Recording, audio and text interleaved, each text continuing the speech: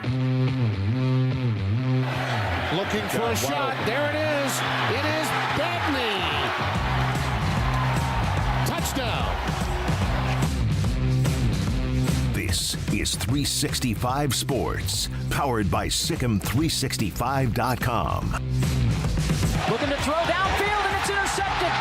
Underthrown, and Kobe Savage has the pick.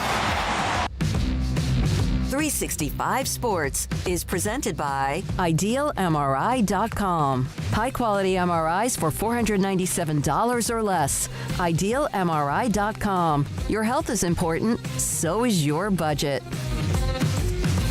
Johnston in motion. Play fake. There it is. The tight end, Wiley. Wow. Good job, Jim.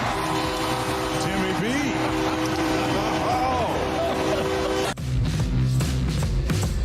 365 Sports is also brought to you by Texas Farm Bureau Insurance, protecting Texans since 1952.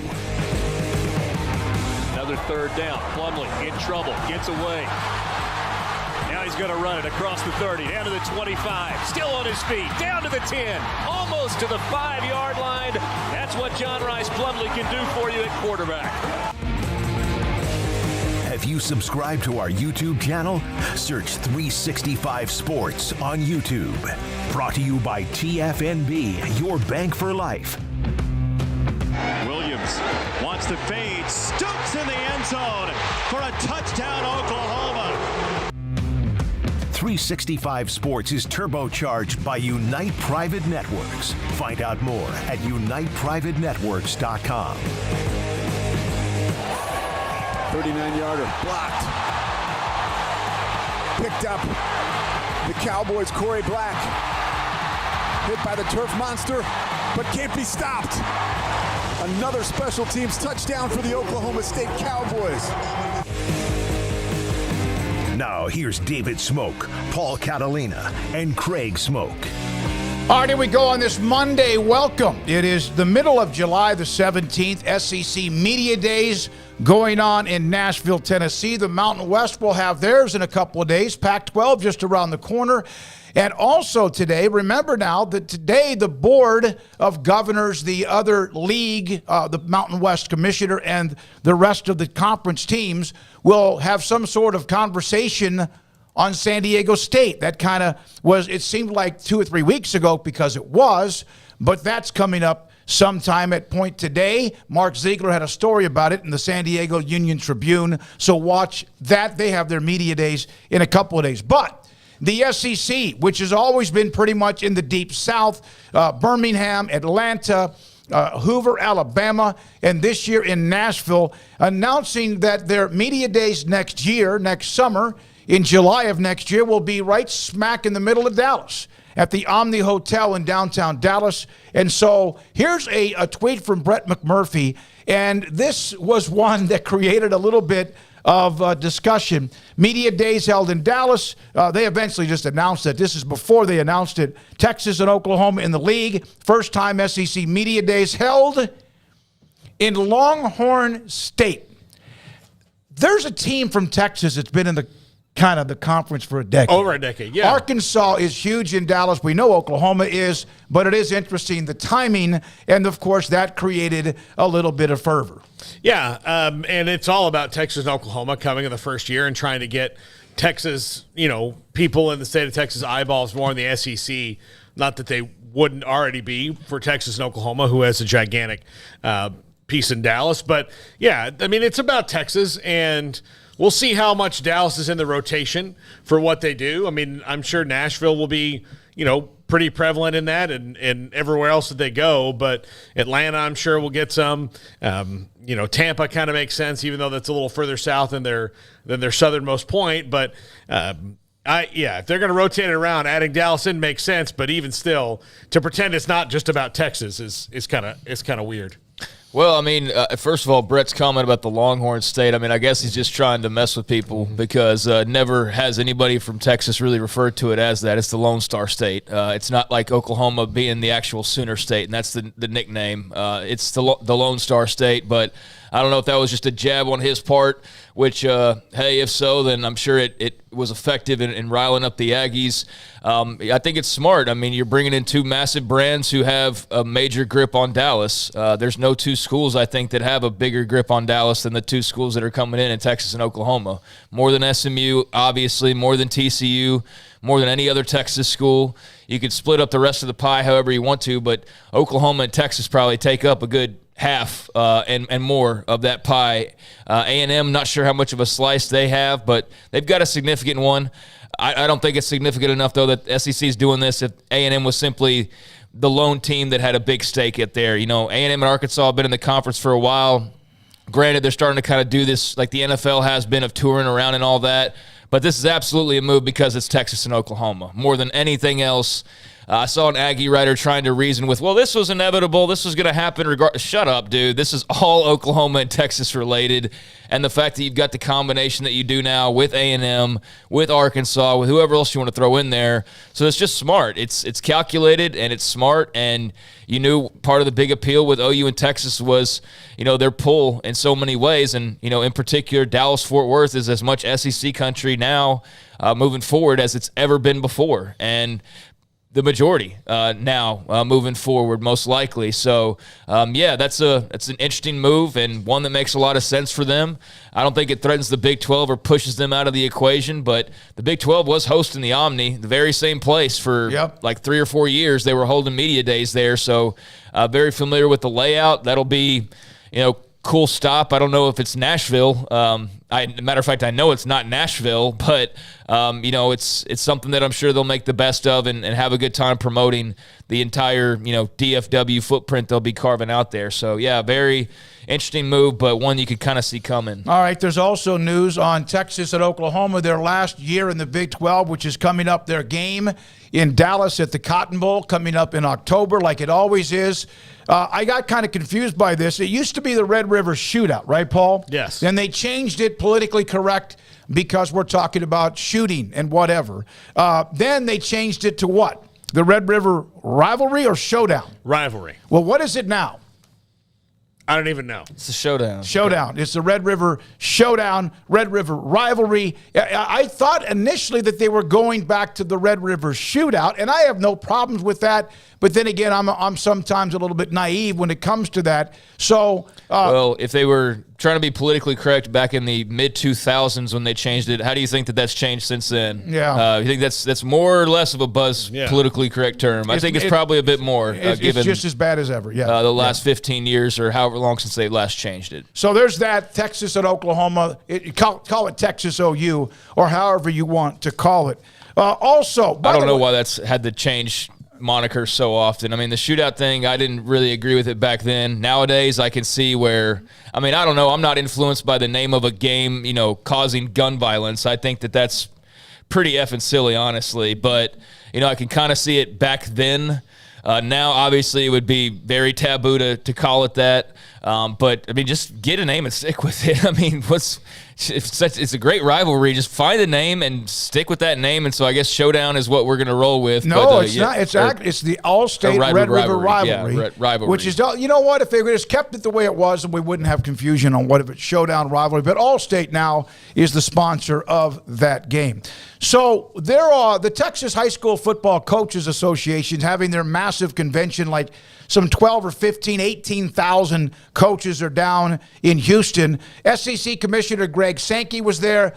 Dave Aranda was expected to speak. He couldn't make it because he was with his family after the death of his father that we discussed with him, in fact, last week. But Stewart was there, and A.J. Stewart was there, and we'll get to that in a minute about what was the first time he kind of thought he knew the uniqueness of Dave Aranda, not just at the phone call, but at one of the team meetings. Mack Brown on why coaches are leaving college football. Mack Brown on the concerns about NIL. Greg Sankey about early National Signing Day. Those audio clips coming up a little bit later on today in the show. Now, Northwestern. How long did you think this was going to take? And Northwestern players have retained 8 of them. Retained civil rights attorney Ben Crump and the Chicago law firm of Levin and Piconti for a lawsuit against the university for physical, sexual, and emotional abuse related to the hazing incidents that took place in the program. Yeah, it was only a matter of time before that came out, and it was going to happen. This is very much mirroring what happened at Baylor. And, again, we will never know the exact details probably if Pat Fitzgerald needed to be fired or not, but now you can kind of see why he was. Seeing the coming firestorm that happened, it didn't even take 24 hours before the student newspaper published the article before before it had to get reviewed, and then it was 24 hours after that where he got fired. So had they not made that decision by now, you can see how much worse it would have gotten. Again, we'll never know the exact details of why, but saying that your coach didn't know this was going on appears to be enough. And I tend to lean that way. Again, like I've said it many times, you've got to know things like this are going on in your program.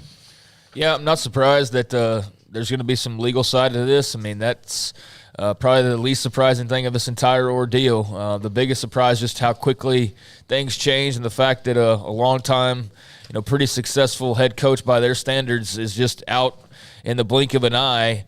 But not obviously without some twists and turns along the way. So, yeah, I mean, there being lawyers involved in something like this, as high profile as it is now and will probably continue to be for however long this little tussle goes on, that's, something that you assume people were going to get more involved in, and so here we are. And yeah, I think that Northwestern had to be expecting that. All involved had to be expecting there would be some more layers to this with such a drastic change. I don't remember during Baylor anybody getting involved in trying to sue the school that I can recall outside of like the alleged victims, but like as far as a player getting booted, I don't think that there was anything like that, which I didn't know how much ground they had to stand on or how much knowledge they had to be able to even do something like that. But in Northwestern's case, let's see where it takes them. I mean, it's not going to be something where we learn an end game anytime, quickly, but, maybe they get some semblance of justice out of it. I don't know. It's a weird story. It's a lot to unpack, and it's just really unfortunate for the players in particular who are just cruising into their, especially the senior year guys who are just cruising into their final year status quo, and then boom, bomb goes off right before the season starts. That's just a real shame. I wonder how many of them have already been contacted, even though you're not supposed to do that. How many of them might either say, no, we got to let this run its course with Northwestern, because pretty much the entire team remains the same. Well, you have the July coaching changes. 17th, too. So you're 2 weeks away from workouts. And like actual August, or what they call fall workouts, which August is absolutely not the fall. I mean, recruits obviously have, but if you're talking about guys, getting in the portal or whatever, remember also this how many wins did Northwestern have last year? It's not like they're at one. Yeah, one. So it's not like they're this is very different than the Baylor situation, that they were coming off, a run of Big 12 titles and bowl games and things like that. Northwestern, certainly not. So, well, Browse also got fired in April. Yeah, so it's like May. It was in May. Or May. Yeah. A little bit of a difference. 2 months, left. Yeah. Or less, I should say. Yeah, so it's July 17th, so I don't think so. I think I feel genuinely bad for the players that were not a part of this at all, that are now only going to get to hear this for the next 6 to 8 months. Yeah, including Big Ten Media Days when that occurs. The Baylor class of 2016 was rated like some kind of a piece of honey on right next to a fire ant hill, the way that went down very quickly.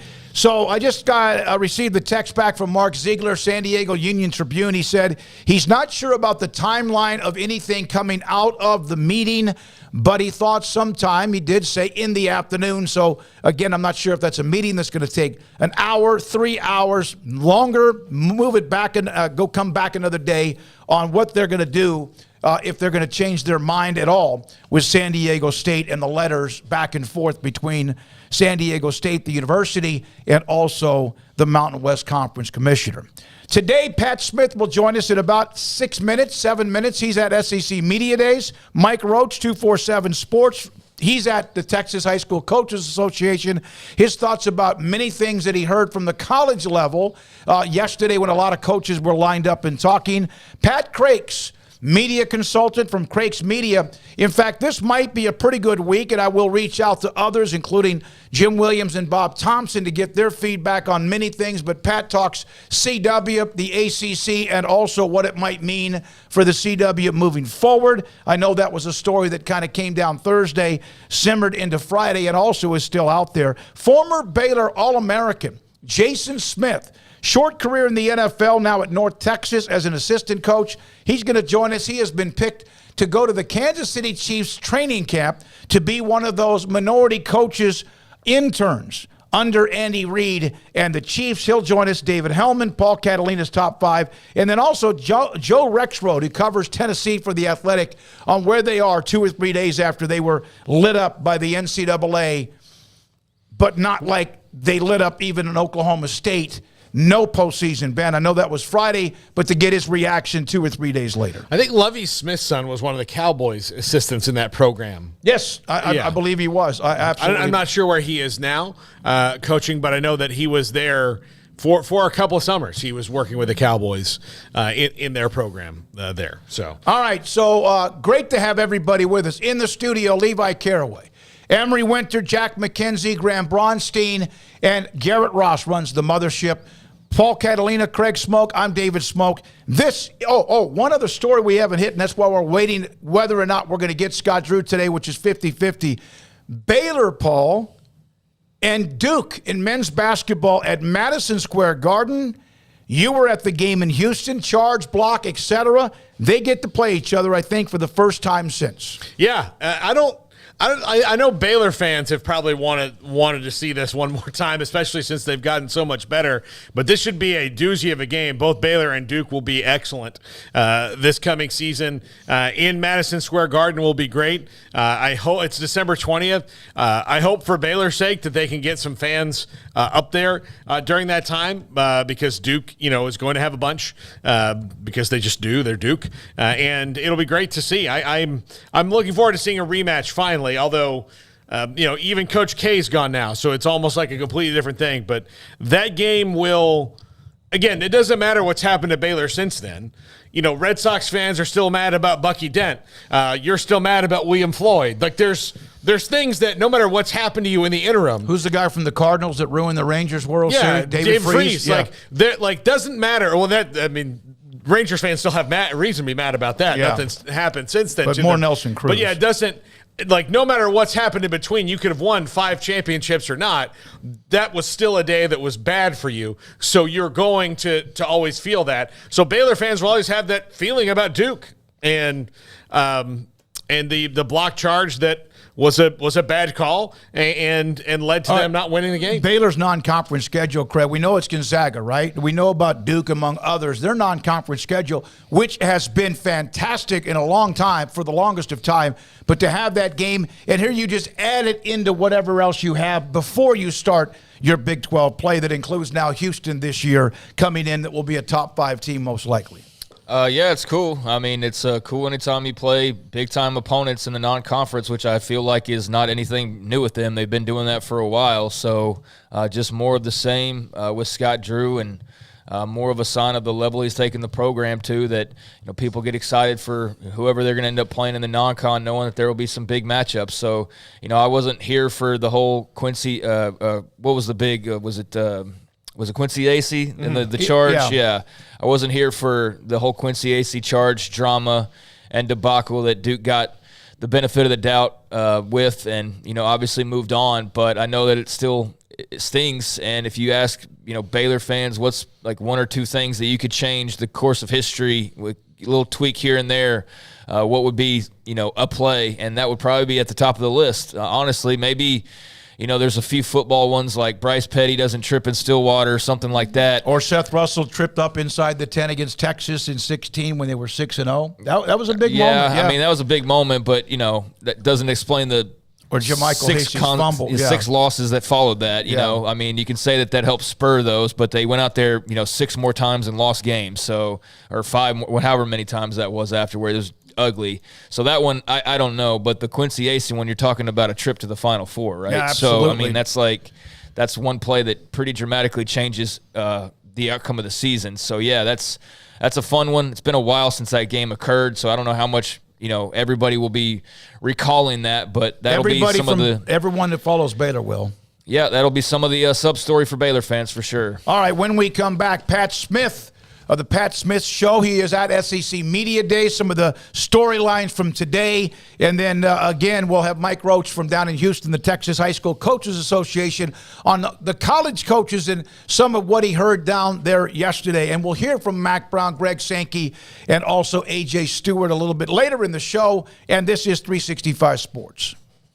Alan Samuels, Dodge Chrysler Jeep Ram Fiat. How crazy is this? 2023 Jeep Gladiator Sport totals values of $4,000 plus 1.9% financing for 72 months. How crazy is that? Or the 2023 Jeep Compass, get 10% below MSRP. That's right, these deals are hot just like our summer days in Texas. Remember, first responders get another $500 in savings. So come find the Jeep that's right for you and save big at Alan Samuels in Waco. Make this the summer sales event at Alan Samuels during the hot days of summer. And this month in July, get legendary 2023 Dodge Chargers or Challengers, SXT, GT, or RT models. Your choice with total values up to $2,000. Alan Samuels in Waco is the place for you to shop for your next Dodge. Shop the greatest selection in Central Texas and find the hot rod for you. Come by and visit the showroom at Alan Samuels Dodge Chrysler Jeep Ram Fiat. See the Demons and Scat Packs they have loaded the sales floor with. They won't last long, as you truly have the last call models of legendary muscle cars only at Alan Samuels Dodge Chrysler Jeep Ram Fiat in Waco, Loop 340 east of 84. Pizza, burgers, and Bears football. There's no place around Waco that serves them all other than Bubba's 33. Come show your green and gold and enjoy some of Waco's best food and beverages while watching your favorite team, the Bears. When real Bears fans get hungry, Bubba's 33 is the #1 spot for ice-cold drinks, hand-stretched, stone-baked pizzas, and bacon-infused burgers. Join us for indoor or patio dining. Bubba's 33, Waco's restaurant and proud supporter of Baylor Bears football. Sick 'em, Bears! One size fits all. That may be all right for an adjustable belt or cheap sunglasses, but when it comes to your financial needs, no one wants a one-size-fits-all strategy. Ben Erlinson, your Edward Jones financial advisor, knows that his most important goals are yours. That's why he takes the time to understand your needs, knowing you. That's how Edward Jones makes sense of investing. Ben Erlinson, 100 North 6th Street in Waco, 254-759-8533. Edward Jones, member SIPC. Riverbend Liquor and Wine, Lakeshore Drive and North 19th Street, right behind the bank, is a hidden gem in Waco. If you're a fan of bourbon, especially local Texas bourbons, that's where you gotta go. Balcones, TX, Devil's River, whatever it is, they've got it. Riverbend Liquor and Wine, plus the best selection of craft beers in Waco, seasonally churned out throughout the year. Whether it's spring, summer, fall, or winter, Riverbend Liquor and Wine, best selection of craft beers, a speedy drive-through window, and excellent customer service. Find out more on Instagram or just go by and see them. Lakeshore Drive at North 19th Street behind the bank. Waco Custom Marketplace is your hometown grocery store with a full-service butcher shop and bakery. Hi, this is David Smoak. The butcher shop can take your customized orders for seafood, pork, and poultry and custom cut your favorite steaks from bacon wrap fillets to T-bone to bone-in ribeyes. Cut specifically the way you want. They have Norwegian salmon fillets, catfish fillets, sliced ham or turkey and lunch meat, variety of cheese available, and several options of sausage links. Fresh chicken breast or whole chickens, sliced bacon, pork chops, ground beef, marinated beef, and chicken fajitas, and always large briskets available, plus fresh vegetables. So the great product, customer service, and family tradition of the Bauer family continues at Waco Custom Marketplace, open Monday through Saturday. A full-service butcher shop and bakery available. Waco Custom Marketplace, 425 Lake Air Drive in Waco, or WacoCustomMarketplace.com.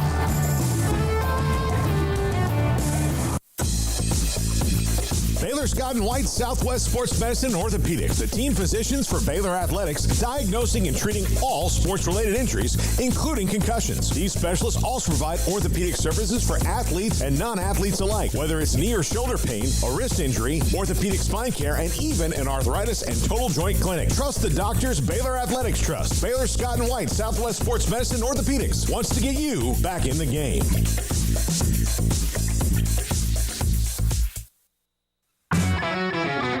This is 365 Sports. The 3 o'clock hour is sponsored by Waco Custom Marketplace. Meats, sweets, Texas treats, and a cut above the rest. 425 Lake Air Drive, Waco.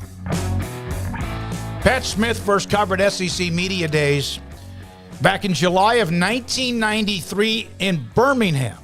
And he is in Nashville for the SEC Media Days, co-host of At Three Man Front with us on 365 Sports. Pat, thank you very much for your time. So, in your opinion, what has been, at least this first full day, the biggest storyline or two you've seen or heard? So far, guys, first off, it's always a pleasure to be on with you guys. It has to be LSU. The fact that LSU last year, when we got together in Atlanta, they were picked 5th in the SEC West. And then all of a sudden, not only did they win the SEC West, but they knock off Alabama. And so now Brian Kelly, he comes in today, and most people, I think it's going to be a very close call once the vote arrives on Friday, but most people believe LSU has supplanted Alabama as the team in the SEC West. So Brian Kelly had a completely different attitude today. So with that being said, in day one of the SEC Media Days, that has been the big story. What do you think the feeling is amongst the people about going to Dallas next year? They're excited. You know, it was the worst kept secret. I'm sure you guys already knew about it as well. We've been talking about this even back a couple of years ago, once it became official that at some point Oklahoma and Texas was going to be in the SEC. We all knew what was going to happen. We all knew that it was ultimately going to be in Dallas to kind of, usher them into the new conference, so to speak. So once that became official this morning, we all kind of laughed and kind of shrugged our shoulders because we kind of knew it was happening. I think it's a great move. I think Commissioner Sankey, he has made it a priority to try to get around as much as he possibly can of the SEC footprint. And what a perfect way to bring those two schools into the conference by having it in Dallas. Pat, do you think with, schools like A&M and Arkansas, had the OU Texas move not occurred, do you think Dallas would have still been a spot? It's like they're, the NFL draft. They're touring it around now, which is pretty cool. Do you think that would have happened regardless, or is this absolutely it's because OU and Texas are not joining the fray? Well, I think it's a good time because I think Greg Sankey has wanted to do that. He's talked about, trying to move all the championships around. Now the basketball tournament is going to be here in Nashville for, I think, the next 8 or 9 seasons. They just re-upped with the football game in Atlanta. Baseball has been in Birmingham since the late 80s. So, Greg Sankey likes to put the flag in certain places. But when it comes to this event, it has just grown just like the Big 12 Media Days has at Jerry World. It's just grown because we're all tired of talking season. Like, we're still a month away from college football, but at least this is kind of the first sign that the thawing of the winter has happened and we're ready to start talking ball. And I think Commissioner Sankey understands that being able to put it in these different places, it helps the brand of the SEC. But to answer your question with a long answer, I believe that would probably still going to be in perhaps Atlanta or Birmingham if Oklahoma and Texas had not joined the league. Pat, I just saw a couple of quotes from Jimbo Fisher and listened to as many as I could. And when he was asked about Bobby Petrino and calling plays, he seemed to kind of not brush it off. He answered the question, but seemed to still kind of be cornered or defensive. Is that the take you got too? No doubt. Listen, we have heard this song and dance before in the SEC for many years. Obviously, me being based in Birmingham, I cover Alabama and I cover Auburn on a daily basis. And I can't tell you how many times we heard Gus Malzahn and how many times Gus Malzahn changed. I'm not calling plays. I'm bringing in an offensive coordinator. I'm bringing in Chip Lindsey, or I'm bringing in Dellingham. I'm bringing this guy in.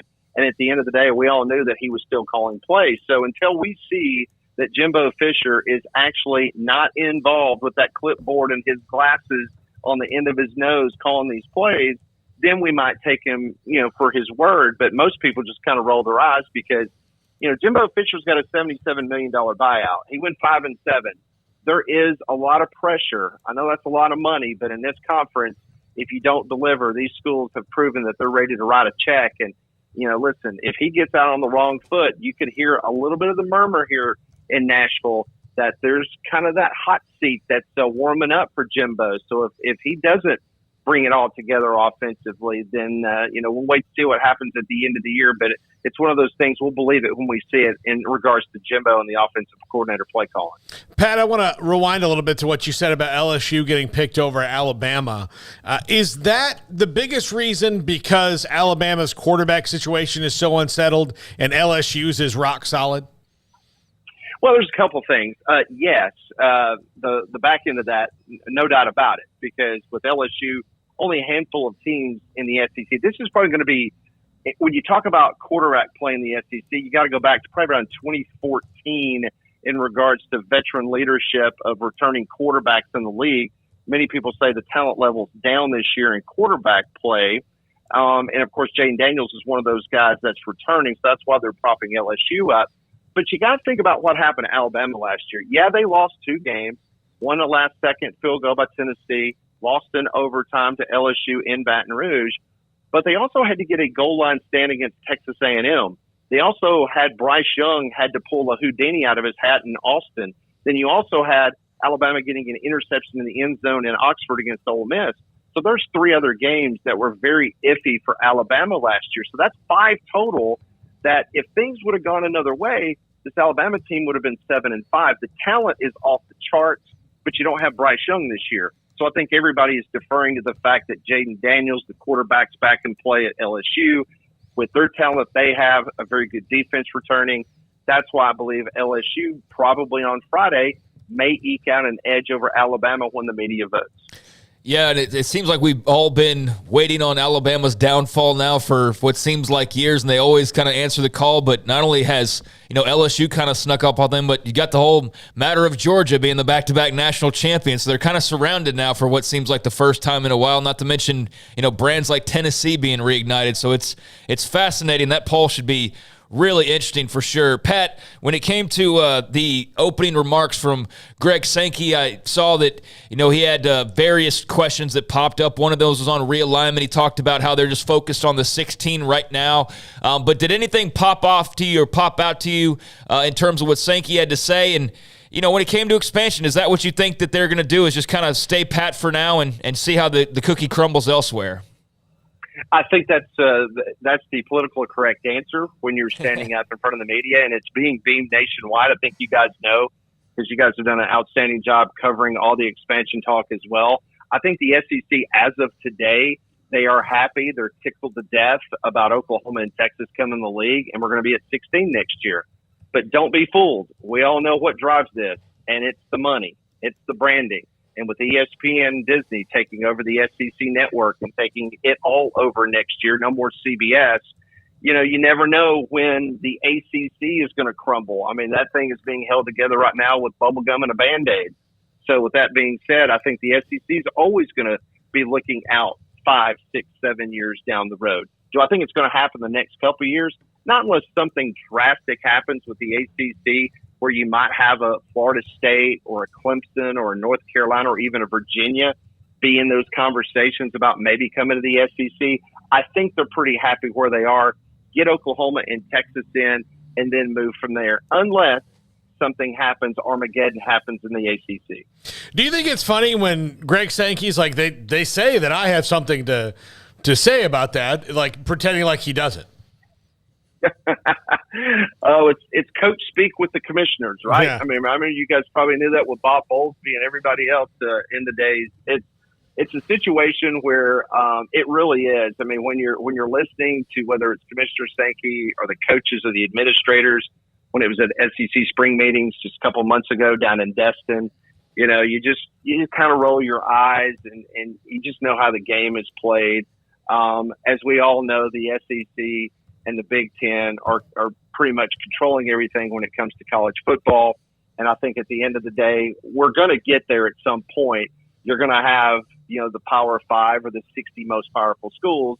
They're going to break off and they're going to do their own thing, because despite what happened to Tennessee last week with Jeremy Pruitt and the NCAA violations, the NCAA has been neutered, and they're going to have to come up with something else because the feds aren't going to get involved. So at the end of the day, it is going to be the Big 12 and the ACCs and SEC and the Big Ten ultimately deciding what they want to do with the 60 biggest programs in America. By the way, Pat, last question I have for you. We had Brett Yormark on last week at Big 12 Media Days, and you may recall where Sankey kind of threw a grenade without mentioning Yormark's name about not being disruptive like somebody else or whatever, yes. And yet the SEC may have also created the disruption, or at least they were a part of it. Yormark said he actually had a mutual friend, called him, picked up the phone and called Sankey, and they aired it out. I like that, don't you? That maybe you can say something, but you probably need to explain it in the fact that those two big names, especially Yormark up and coming, was able to kind of clear the air. There's no question about that. I mean, listen, compare that to what happened with the failed alliance between Jim Phillips and Kevin Warren and Kliakoff. I mean, think about that crazy alliance that those three had, and Kevin Warren was off cutting deals left and right to stab the ACC in the back and to take two schools out of the Pac-12. So, yes, I agree with you 100%. It is nice to hear that if you have a problem with somebody, just pick up the phone and be a man, and let's discuss it and air it out. So, yes, I think that is part of the new portion of these guys that are coming in, that's CEOs of these conferences. It's a completely different, I guess, atmosphere than what it used to be, 10 or 15 years ago, where each one would go in their corners and it was kind of like the Cold War. So I'm happy to see that Yormark and Greg Sankey have that open line of communication. Thank you very much, Pat. We appreciate what you do, and also jumping on with us from Nashville, SEC Media Days. Appreciate your time. Thanks, guys. Take care. Pat Smith, co-host of the Three-Man Front. He was one of those that helped kind of form the show of Paul Feinbaum back in the day, and this is his, 31st actual SEC Media Days, with the first one in Birmingham and now this one in Nashville next year, as he mentioned, and was reported in Dallas. Well, we won't hold that against him, that he helped start up Feinbaum. Kim Coulter. Kim Coulter will hold it against him because Kim has watched that show forever and ever, found us during all the realignment stuff, and has been with us ever since, in a force, so to speak, in the chat room. It's not a show that's programmed for me because I'm not like SEC, 247. So I'm not necessarily the audience for it. But the only problem I have with it was just during all the Baylor stuff back in the day. I remember they had a little quiz question that they threw up on the show one day. Was like talking about the death penalty, and just the way that it was worded was very strange, and it was, obviously a prominent ESPN show, and there was a lot of heat surrounding ESPN and just all of the reporters that were in town and just all the coverage of it. I remember popping off because it's just like it was out of line. It was like have your fun and like punk them and say what you, but like you're still a show with a journalistic perspective. Like there's got to be some sort of line, and it was just this out of bounds question. And I remember calling him out on it and got blocked by one of their producers. And I'm looking now, and it's not him, I don't think, unless he's unblocked me. What is it with you and some of the former radio people that block? He's always the first one on the list. Well, you're being honest. Well, it's like beating a dead horse. Well, it was like, it's not, I don't call things out, but like it was something that was just so out of bounds. It was like, really? Like, y'all, like, come on now. And I got, not by Feinbaum, but I got blocked by whoever one of the interns or producers was, which was just kind of a funny deal. But they deleted it. So was I wrong? No, I was actually probably not the only one calling it out, and they deleted it. And so I guess I wasn't so off base. All right, Mike Roach, who's been at the Texas High School Coaches Association convention since yesterday, 247 National Recruiting Advisor. His thoughts about what he's heard on the college level, and maybe a note or two about Texas high school football and their future, and that how it pertains, of course, to National Signing Days and more. And this is 365 Sports. I will be calling Ideal MRI, Dr. Rob Maxey at some point this week. I've had a lot of, I guess you could say, little things that have added up to a constant little numbing or stinging in my hip. I've had an epidural. I've had an MRI on my lower back. And now I think it might be time for me to check my right hip, just plain and simple. Is it something that's worse than just a nerve that's flared up because of an impingement in my L3 or L4? They do an incredible job. Can't wait to get inside where they are, the business in the Central Texas Marketplace in Waco, just off of I-35. $497 is all it will cost. And yeah, I know it's $497, but the average MRI is $1,100 and rising. Theirs at Ideal MRI, yours will be $497 and sometimes less. They'll help file the insurance to maybe lower that cost. And the bottom line is when you're there, you will not wait a long time.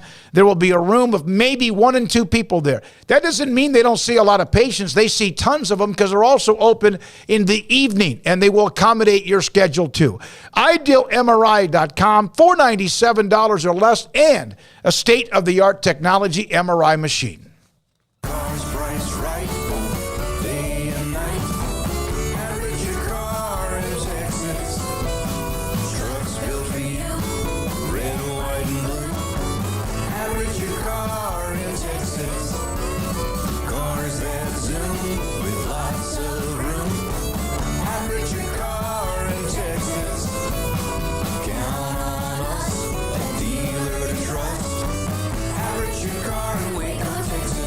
Where is the best beef in Texas? Your house when you order from Texas Beef House. Unleash the flavor of Texas-raised Wagyu. From our pasture to your plate, that's TexasBeefHouse.com, and joined by Marketing Director Samantha Duvall. Samantha, thanks for your time. There have been numerous holidays, and now it's just straight up the summertime. Your thoughts about some of the specials and ideas you have? So we still have our hamburger special going on. We're going to continue it through the end of July. When you bundle our 25-pound ground beef bundle, you can get hamburger for as low as $6 a pound. And the same with our 28-pound Wagyu hamburger patties. You can also get those for as low as $6 a pound. All of those come with free shipping in Texas, Louisiana, Oklahoma, and Arkansas. We've got a lot of steaks online. People are buying up our brisket. Time to smoke a brisket. Good time to grill out. If you order and use our code SICK'EM10, you can get 10% off your order of $100 or more. And it's all grown right here in White House. We're a family-owned company. It's all pasture raised. We just enjoy what we get to do. Family reunion, people going out to the lakes, or people just meeting or going out of town. Where is the best beef in Texas? Your house when you order from Texas Beef House. Unleash the flavor of Texas-raised Wagyu. From our pasture to your plate at TexasBeefHouse.com. In the market for a quality metal building? Since 1943, Pioneer Steel & Pipe has helped Central Texas residential and commercial customers with metal building design, panel options, building components, and trim options. Pioneer Steel & Pipe's residential line is energy efficient, offers low maintenance, reduces insurance payments, is impact resistant, and carries up to a 45-year limited warranty. In addition, they can also help you find a metal building contractor for your project. Pioneer Steel & Pipe with locations in Waco and Bryan and at pioneersboys.com. TFNB, your bank for life, is the official local bank of Baylor Athletics. Find out why more Central Texans are making TFNB their bank for life. Sign up for our Edge checking and savings accounts to earn interest or cash back. With 5 convenient locations and an award-winning mobile app, banking has never been easier. TFNB, your bank for life.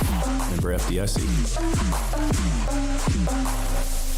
Waco Regional Tennis and Fitness on Lakeshore Drive in Waco is a premier, elite, life-changing experience where you can change your mind, body, and soul. Waco Regional Tennis and Fitness offers 40 group exercise classes each week, including boot camp, indoor cycling, and more. If you haven't been to Waco Regional Tennis and Fitness lately, you're missing out on the improvements, with the members excited about what they see. New flooring, locker rooms have been redone, new painting, and mirrors added to the weight room and group exercise room, with a new squat machine that will test your legs and their stamina. New free weights, weight machines, TRX, rowing machines, stationary bikes, treadmills, elliptical machines on a spacious weight room floor. Personal training with Christy London, Randall Corley, and welcome Nathan Roach. 16 tennis courts plus a beautiful stadium court, and longtime youth tennis pro, the great Britt Cole, plus adult tennis lessons with Blake and Kenna, who are ready to take your game to another level. And the commitment to pickleball with 8 courts and instructor Jody Thurman. Visit the website, wacotennis.com. Waco Regional Tennis and Fitness on Lake Shore Drive next to Hawaiian Falls in Waco.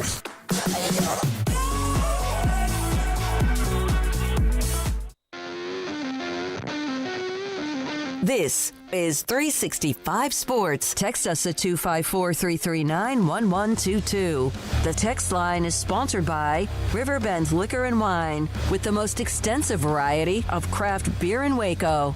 A hidden gem on Lakeshore Drive and 19th Street.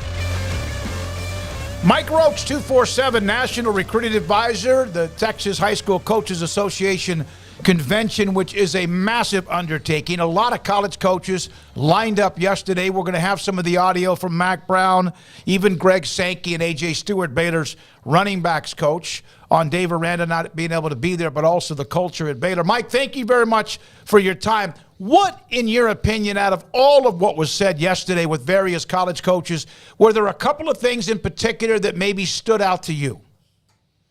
Yeah, I think the biggest is obviously a lot of talk about NIL at the high school level and what that looks like, and that was a common thread. But I thought the most interesting discussion point of the week was in regards to the Big 12 proposal to play more Thursday and Friday night games and how that might conflict with high school football. And, talking to the coaches there and their opinions, obviously they want to appease their commissioner and their conference, but they also understand how important high school football is in the state and how those games might be taking away from what the high school product is.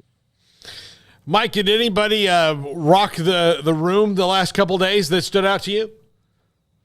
Everybody walked the room. I mean, I'll say this. I mean, I've been probably doing this job for 7-8 years now, and I don't think we've ever been at a time in the state of Texas where the colleges, from Texas and A&M all the way down to San Angelo State and ETBU are in better hands. I mean, a lot of these staffs are just really impressive, and those guys all understand the importance of this event, and the importance of working the room and talking to everybody, having socials and having people out. And I think all those staffs were really impressive. I thought personally, I thought Eric Morris at North Texas was really strong in his press conference and had a lot of good reviews. I thought G.J. Kinney at Texas State was another guy that was impressive. So I think the state in the college level is in really good hands with these staffs. Mike, rewinding a little bit to the NIL discussion, what was kind of the general theme? I mean, we all know how pressing of an issue it is from college on down, and it's starting to leak into the high schools depending on what state we're talking about. Texas very much in a still figuring it all out sort of phase right now, but what's sort of the common talking points and themes and fears or whatever else when it comes to that discussion? Well, the UIL administration spoke today and was asked about it several times. Their answer has always been that there's a law in the books preventing it in the state of Texas, and until that legislation's changed, they're not really going to talk about hypotheticals. But I think the sentiment from the college coaches is that NIL is not a bad thing. It's not a bad thing to see players be able to make money off their name, image, and likeness. But as we've seen at the college level, if it isn't implemented correctly and there's not the right guardrails, they feel it could be a really slippery slope, and especially at the high school level where we could see more increased transfers and, booster clubs basically turn into collectives and things like that. So, yeah, I think everybody's a little uncertain about it. I don't think anybody wants to strongly come out in opposition of it because that's obviously going to hurt recruiting to an extent, but I think that everybody's at least a little uncertain about it. With Sankey being there, and with coaches from throughout the country there speaking, and obviously Matt Rule had the connection once he moved to Baylor and had to get into that, is this the most broad group you've seen at the convention in quite some time? I'm talking throughout the country. Yeah, it has to be because, I mean, every year they tend speakers, especially, I think the last couple of years they've had Kirby Smart and Nick Saban after winning national championships. But when you talk about like Greg Sankey being at this event, Mack Brown coming back from North Carolina, and Matt Rule, obviously Texas is still very important to Matt Rule. Being at this event, we're getting a lot more widespread appeal. So what used to be kind of a Texas-only event where you would have one or two special guests is broadening a lot. It's been really good. I think the feedback's been strong, and we enjoyed talking to those guys during their press briefings. I don't know, was it at the SEC Media Days or was it there where Greg Sankey called the NIL laws a race to the bottom? I don't believe it was here. I don't remember that in the press conference. Although I will say, I was out in the hall and walked in the middle of Greg Sankey's NIL rant, so he might have said before I walked into the room. Yeah, I listened to that. I was going to play some of that audio that we received, the link. We're going to play some of that, I think, in the 5 o'clock hour. But, yeah, he was pretty emphatic about that in the early national signing period, wasn't he? Yeah, he actually was talking about the need for eliminating the early national signing period from a standpoint of how much stress is on college coaches at that time of the year and how it's kind of changed the game. And it was interesting because you talk to the coaches and they kind of want the opposite. So I think Steve Sarkisian came out in vocal opposition of ending that early signing period. And so, it's interesting to hear the back and forth between administrators and coaches who see it from two different sides.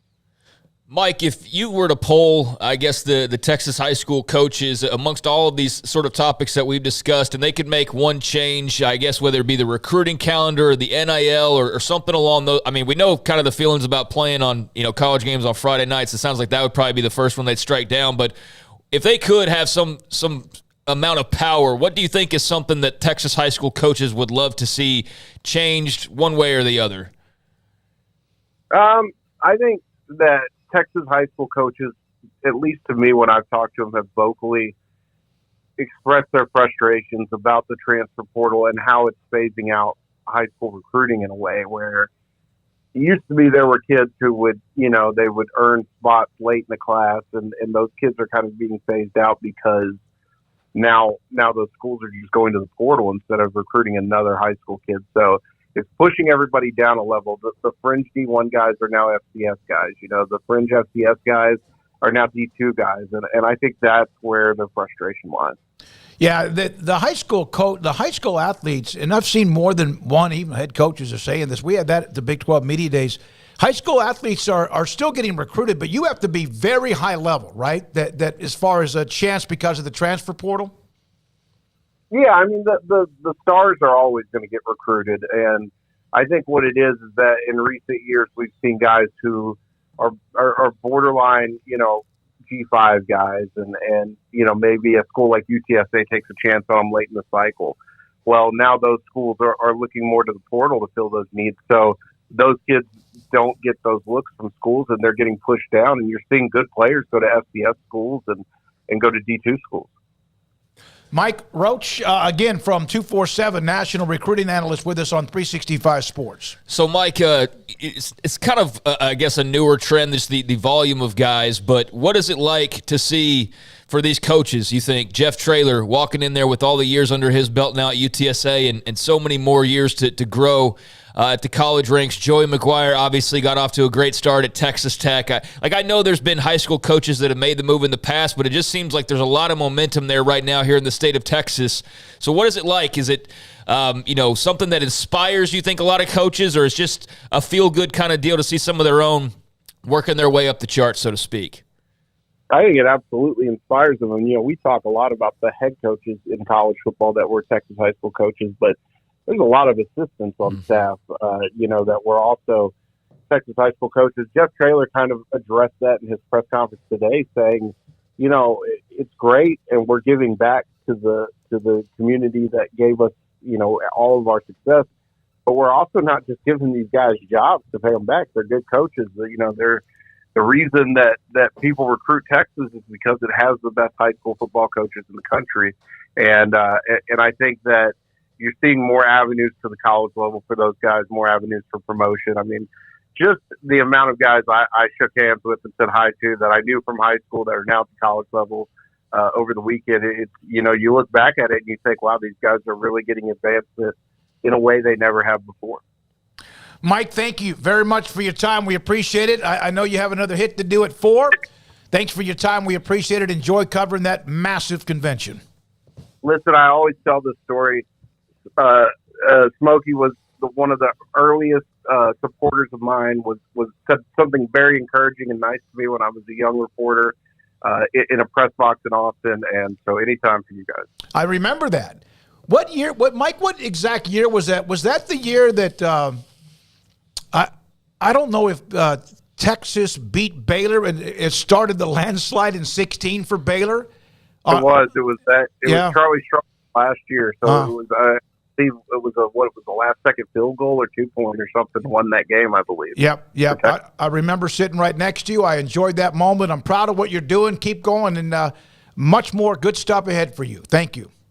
All right, thanks, guys. Y'all have a good one. Thank you very much. That's Mike Roach. We'll have Patrick Crakes, Pat Crakes, Aquinas 82, I think it is, on Twitter, media consultant, former executive, with us on 365 Sports. Yeah, I would like to know, and this wasn't a question for Mike, because I know what his answer would have been, and it's the answer I understand, but what are Texas high school coaches so freaked out about with one game on a Friday night every once in a while? Like, I understand that it could possibly take away attendance, possibly, keyword.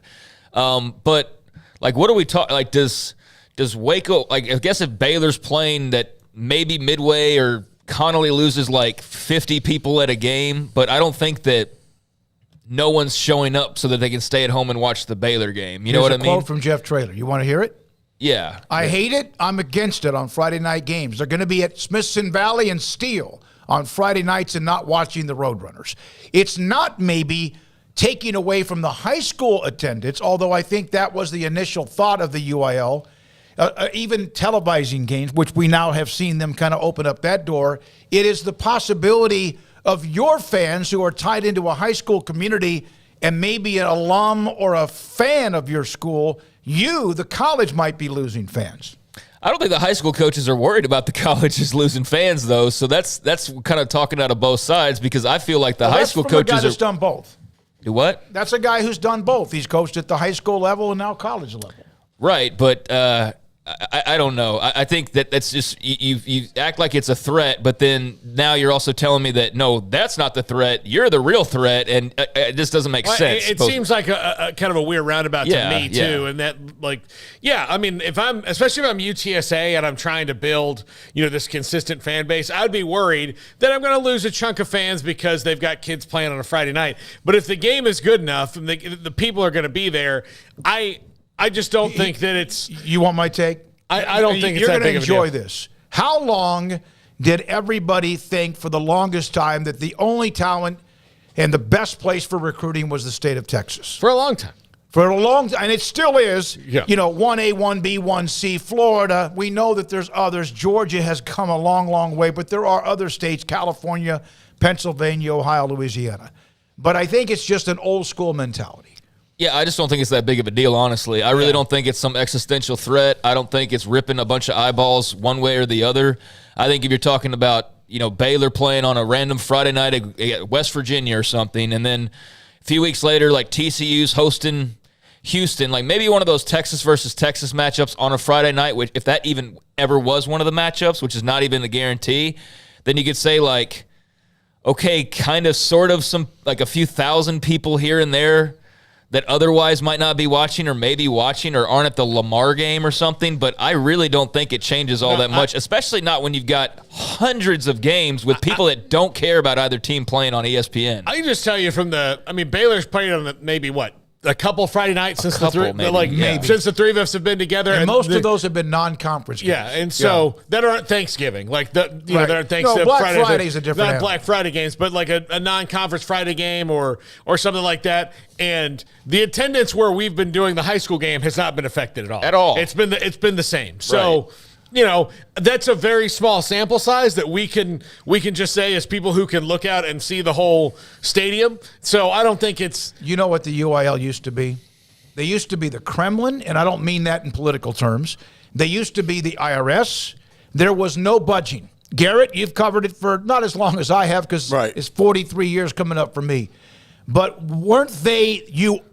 No, we're not changing. Yeah, it was very like the NCAA. They used to have a chokehold, but now, I think it's getting more diverse. Yeah. All right. Now, coaches used to be scared about live games on Friday night, right? It's petrified. TV. Well, now, but they got an excuse. COVID. Yes. COVID gave them an excuse, which was, whether that was the right excuse or not, it gave them a reason to put things up, at least streaming them on the internet. If you're a Texas high school football fan, Greg Tepper is going to be doing a Red Zone Talk show online now. So multiple games cutting in things from change. How many? 15, 25 or 7, wherever they're doing videos to send for the show that they do late on Friday that runs again a couple of times on the weekend. Yeah, I just wanted to bring up that question because I really don't think it's that big of a deal. I mean, I know there's obviously some coaches that feel differently about that. That's fine. We can agree to disagree on that, but I think that it's going to be okay. That's my basic point. I don't think high school football is going to be all that negatively affected. I think the colleges, if anything, probably risk more of it being taken away because we're not talking about just anybody and everybody playing on Friday nights either. Like, you're not going to see Texas playing on a Friday night anytime soon. If you wanted to make the argument of, like, the Longhorns moved all their games to Friday nights or A&M did, and that's going to have a massive, like, drain on the fan bases, I guess, like, maybe you could maybe make that, but that's also not the argument we're having. So just in general, Houston playing on a rare Friday night against UCF or Baylor, hosting West Virginia or something like that, I don't think that's that much of a problem. They got a lot bigger issues like NIL and stuff to sort through. So that'll all work itself out. And Brett Yormark with a quote from sometime last week was, listen, the SEC and the Big Ten, we know have taken up a bunch of the slots. The Big 12 has a really good deal with both Fox and ESPN. But there are spots. You know what TCU and the Mountain West and WAC did back in, 10, 12, 15, no, longer than that ago. They weren't going to get on Saturdays and Sundays. They started playing on Tuesdays, the Maction, or whatever they call it. That doesn't mean that Big 12 needs to do that. But if you're going to get money out of it and you're going to be able to scratch a few more millions out of it, then at least that option is there to look at. When we come back, Pat Crakes, media consultant, Crakes Media. He's been in the middle of some of these negotiations. What did the CW and ACC actually mean, not just for them, which has been kind of discussed and hashed out, but what does it mean for the future? Is CW about to get more involved? Is that good news or not for the Pac-12, among others? And what's happening with ESPN looking for a new distributor? What's with that? He's next. Pat Crakes, 365 Sports. Waco Custom Marketplace got an email from a text over the weekend from Brian Bauer, the owner at 425 Lake Air Drive in Waco. They have a butcher shop and a bakery, full-service butcher shop and full-service bakery. And he and I were trading ideas about how to get their product involved more and more on Baylor game days, but off of the premises of what is owned by Baylor and what he can do or they can do with their product to help during the pregame shows that we do, both here in the studio and also across the street from McLean Stadium on MLK. He's looking for opportunities to get product, better opportunities for you to get his product. Maybe you don't live in the Waco area, but on game days you want to bring a freezer or a cooler and you can get his product. So we're working on that. Don't have the exact idea yet or what we're going to do, but we will help him out. Waco Custom Marketplace, your hometown grocery store, 425 Lake Air Drive in Waco. The future's bright, the time is now. College is what you make it. It's a late night pizza run and all-nighters coding a new project. It's having big dreams and making them a reality. It's a professor who knows your name and your story. It's preparation for your future, your calling, your life. And at Baylor, it's even more. Baylor, where lights shine bright. Don's Humidor, your home with a 48-foot walk-in humidor with the elite cigar brands from around the world, including the #1 cigar of the year, Aging Room Cuatro Nicaragua. Plus, they have the great brands like Macanudo and Artur Fuente, Rocky Patel, Aston, and so much more. CBD, great for sore muscles, aches and pains, sleep, Vita Dreams, and anxiety, mild depression, general health and wellness. Their staff very knowledgeable on the subject. If anyone is curious about CBD, ask Carol and Ashley. Don's Humidor in the Townwest Shopping Center off Valley Mills in Waco. At Ideal MRI, we feel blessed to be part of the Waco community. We're a small family business here in Central Texas. At times like this, the cost of healthcare has never been more important. And unfortunately, significant illnesses and injuries still occur. And that's why Ideal MRI is open and here to serve you through this difficult time. So if you need an MRI, ask your doctor about Ideal MRI. You can schedule online in minutes at idealmri.com or call 833-IDEAL-MRI.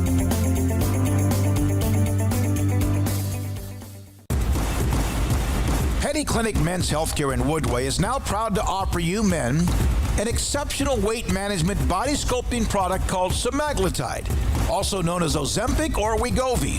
Semaglutide is an FDA-approved weight management medication. Once-a-week injections of this powerful medication offers an average body fat weight loss of 20% within the first year of treatment. In addition to body sculpting, semaglutide also normalizes blood sugars and has the clinical research proof of reducing blood pressure, cholesterol, stroke, and heart attack risk. If you're like most men and you have stubborn fat that will just not respond to typical diets and exercise, then help is finally here. Semaglutide, affordable, highly effective. Google search Petty Clinic Waco and reach out to the Petty Clinic team today for a free consultation with Dr. Petty to see if semaglutide is right for you. Go to pettycliniclowt.com. After my first car accident, I feared the biggest damage would be to my wallet. I expected a mountain of bills and a long, drawn-out process. But my Texas Farm Bureau insurance agent was there when I needed her and helped me get back on my feet and in my car in no time. Instead of a hassle, I got reassurance and a quick recovery. Stop by and see our agents at one of our 3 McLennan County locations. Coverage and discounts are subject to qualifications and policy terms and may vary by situation. There are 26 letters in the alphabet, over 600,000 words in the dictionary, and just 3 of them said together can change everything. Let's order pizza. Those 3 words lead to dough made from scratch and 3 fresh signature cheeses that blanket golden crust in a heavenly melt on Marco's Pizza that'll blow your mind. So visit marcos.com to order and stop by Marco's Pizza in Belmead, China Spring, Woodway, and in Robinson. Marco's. Pizza lovers get it.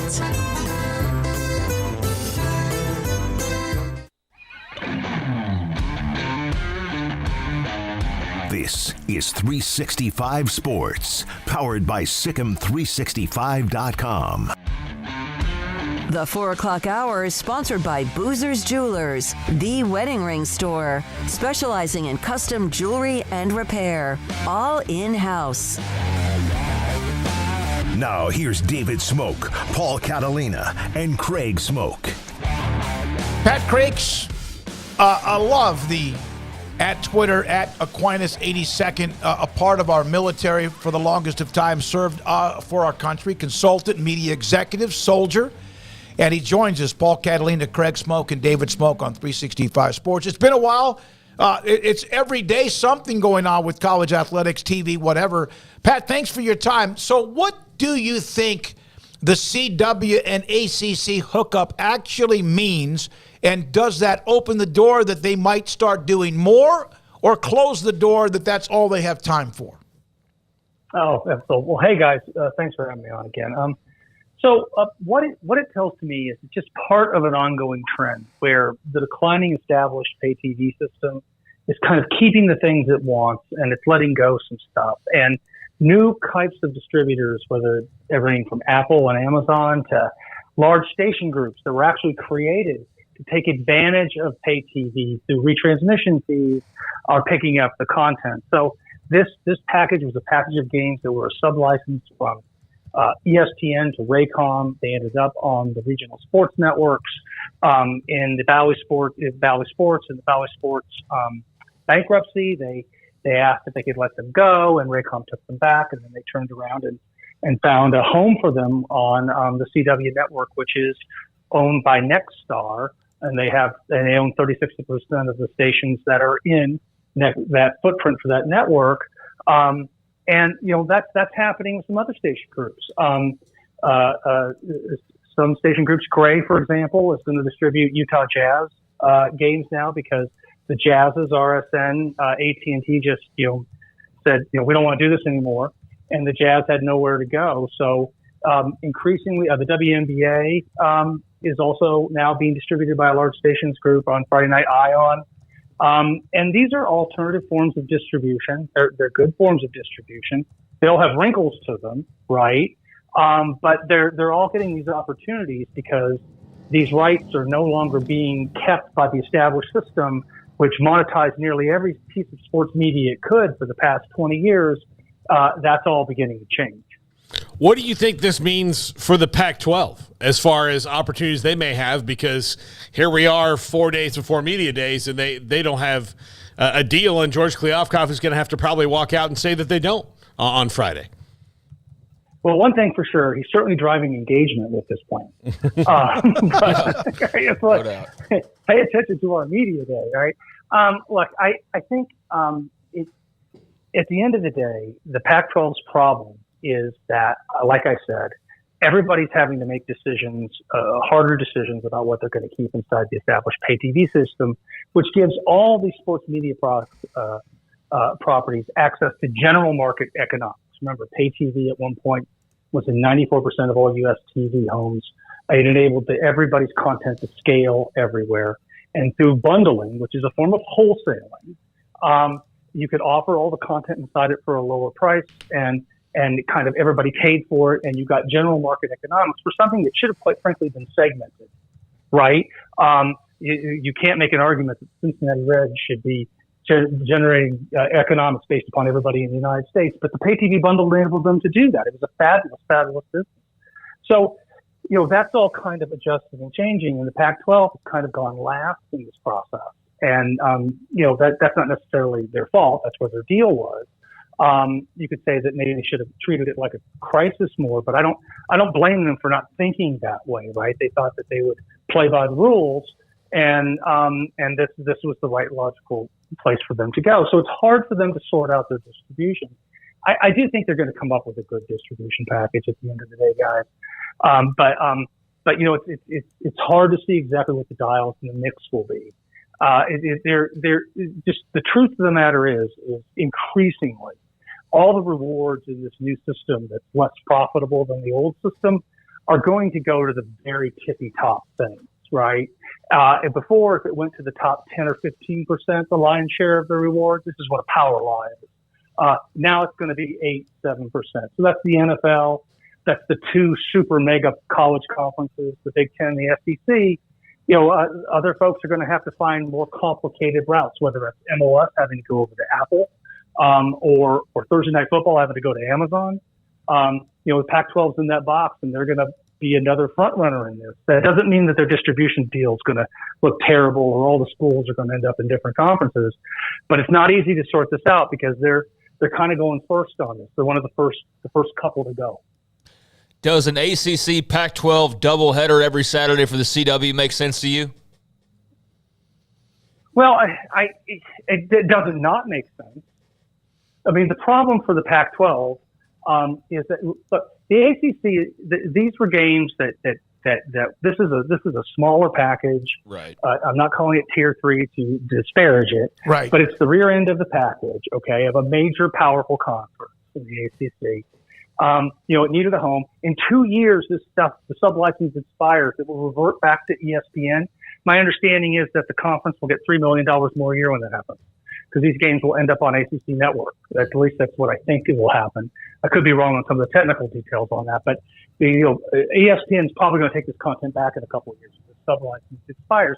It's very different than the route that the Pac-12's in, where this is the whole shebang. Right? And they've got to sort out the package that goes there. So I think it makes sense for the CW. I mean, right now, look, these stations make money by airing programming. A lot of the programming on these CW stations, when they're not airing 2 hours of very highly skewed adult 18 to 49 programming, younger end of the, it's like 18 to 24 programming, they're acquiring content like reruns. Some of the stuff is very highly watched. The Wheel of Fortune, they're running their local news, which they keep 100% of the revenue of. So whenever you talk about taking a station's airtime away, you're going to do two things. First of all, you're impacting that, right, in a time period where they may have acquired content and have contracts already. They have to weigh that. Then when the network takes content away from you, you typically only keep about 10 or 15% of your commercial inventory. And that is because when you had all the content, you controlled it was an entertainment program and syndication, so there's set breaks in there, you know what they are, or it's news where you make up how many breaks you have. You control, one of the reasons why local news is so important to stations is they control the horizontal and the vertical and how long their breaks are. They control how much content they have. So you just place that, and these lower number of ad units have to kind of displace the revenue from owning everything. And it's not always a good, not always a positive economic switch or swap. I know people think it's college football, but the truth of the matter is, some of these entertainment programs and syndication, local news, get very high rates. And if you look at where affiliate breaks typically are inside national programs, like take the NFL, for example, they're all around halftime, right? The choice of breaks are controlled by the network. So it's not so easy for the CW affiliates to say, well, this is just great. So there's a lot of things going here. Does it make sense directionally? Yes. And it's the CW. I don't blame Nexstar for wanting to put this stuff on when they own the CW. The question is, what do the stations want to do? They own a bunch of them, but they don't own all of them. And it's not just this, and doing it, like really fast is not good because, like I said, you got to look at all these business positions or problems, and also the affiliation contracts for the CW don't cover anything outside of primetime, I'm pretty sure.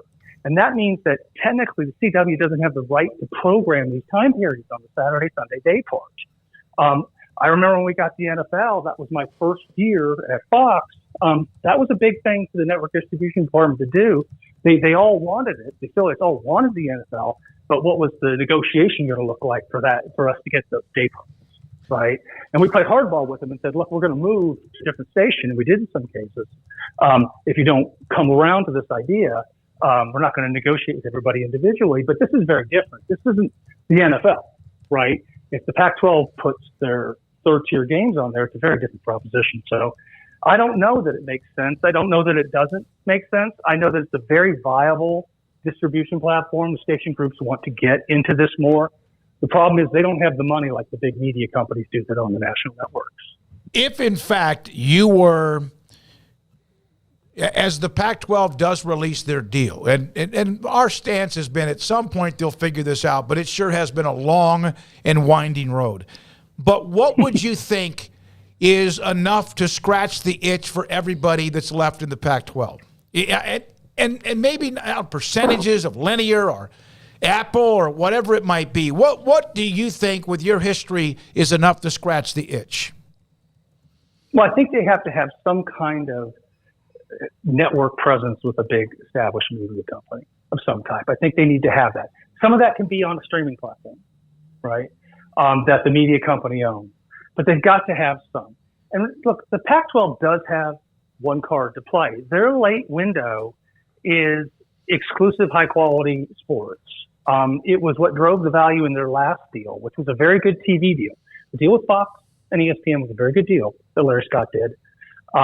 And a lot of the value was driven by the fact that pay TV operators said, look, you get us high-quality football at 10 o'clock in the evening on a Saturday, we'll pay you for that. And both FS1 and the ESPN brands get some kind of percentage of their sub fee from that. So you need to have some kind of distribution that's on TV. I understand the theory that highlights and stuff at 3:30. Look, I mean, we're way beyond that, guys.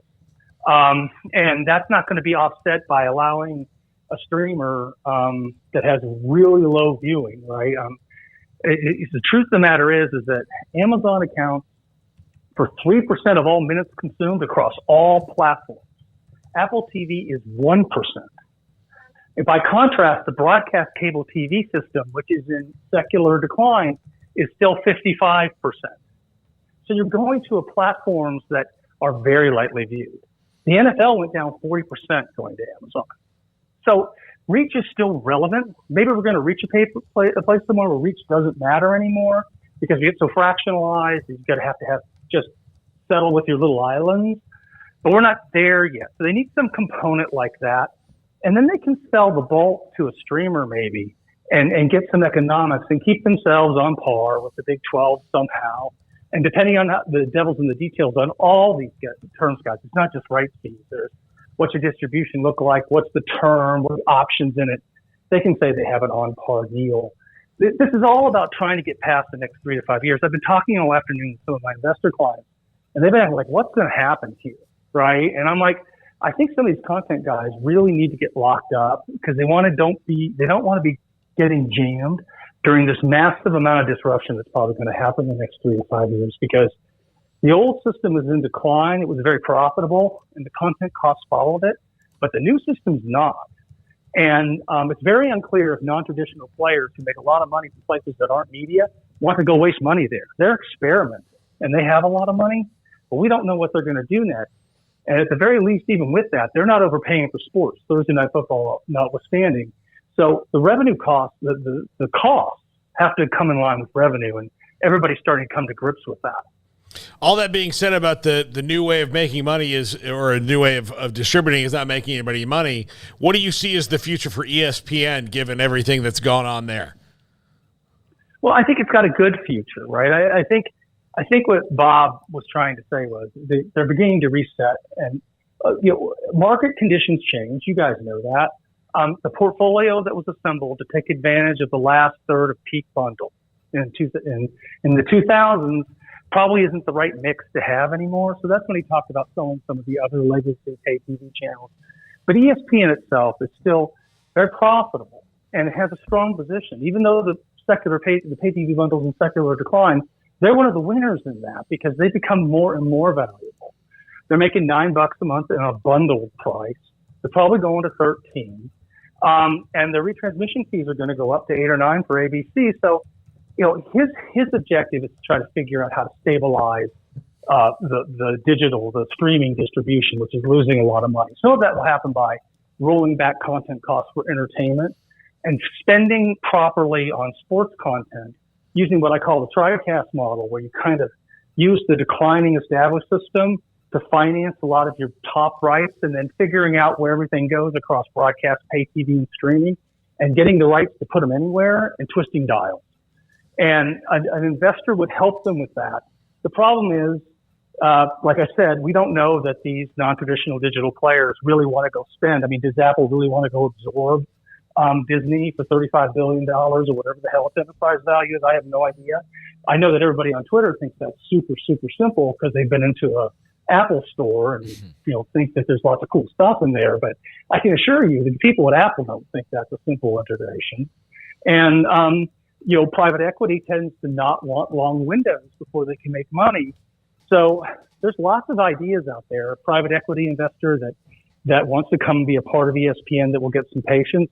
Sovereign funds, right, which we've seen buy a lot of sports teams and things like that. But at the end of the day, I told my investor class this today, I just don't think anything's going to happen on that end. They're going to have to figure it out on their own. So, Patrick, just to be clear, and this is somewhat social media driven, as you know, there's all these lines that are drawn and sides that are picked and all that, but the death of ESPN, so to speak, is a bit exaggerated right now. Would you agree with that? Yeah. I mean, ESPN is not dead. I wish there should be a meaning. Everybody declares things dead, and then they just keep going, and then they die again. I mean, ESPN's not dying, but they are. This is something that everybody's going through. If you own media, that includes Apple and Amazon. When they look at the P&L just for the media, it doesn't look good. And the whole secret for them is figuring out is these losses matter because it's marketing spend for something else. It is far from clear that's true. Far from clear, regardless of what people think. Far from clear. They're not outbidding anybody for rights. They're not overpaying for any of that stuff. Thursday Night Football notwithstanding. NASCAR had to pull back from a deal with Amazon because Amazon wouldn't consummate the deal at the price they wanted.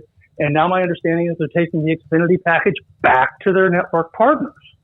So I, am, very skeptical of the idea that ESPN is going to die because it has all these brands. It has the established pay TV system. While in decline, it's still very profitable. And you can milk that for a while and at the very least stabilize digital, but it's probably going to take 3 to 5 years to sort out. But when they'll get on the other side of it, I mean, look, Snow White and Seven Doors is going to have value in 10 years. And so is the NBA. And they're probably going to keep the NBA. They're still going to have the NFL. They're going to own a large part of the expanded college playoff. They're going to be around. The question is, what are they not going to keep? And some of these layoffs and other things that they've been doing are part of getting their costs under control. Spend more for the things that have the biggest force multiplier, right? But get rid of everything else. So I think that's what it looks like. Pat, Apple's got billions because, they've made really good decisions. They're not going to all of a sudden just throw money at something, are they? The NFL's one thing, but is there anything else that they just might Like you hear about bidding against yourself? Yeah, I think what happened with Amazon in the NFL was the established system couldn't process it. So Amazon said, look, we're experimenting with this. We need to take a shot. They probably, now in retrospect, maybe paid too much, but they're going to overpay with the NFL. And they're happy with it, right? But that doesn't mean that they're going to go spend anything else, right? What they've learned really quick, I think, with the Pac-12, if you see it, or as you see with MLS, there's no bidding war here. I mean, the original narrative of these guys was they were going to outbid everybody for all these rights. There's no outbidding. And they're not going to do that anymore. They've seen that they don't have to. So you're right. I keep getting, even from sophisticated people, these arguments like, well, they have all this money. And I'm just fascinated by that idea. Smokey, I just don't get why, just because you have a lot of money, you throw stuff around.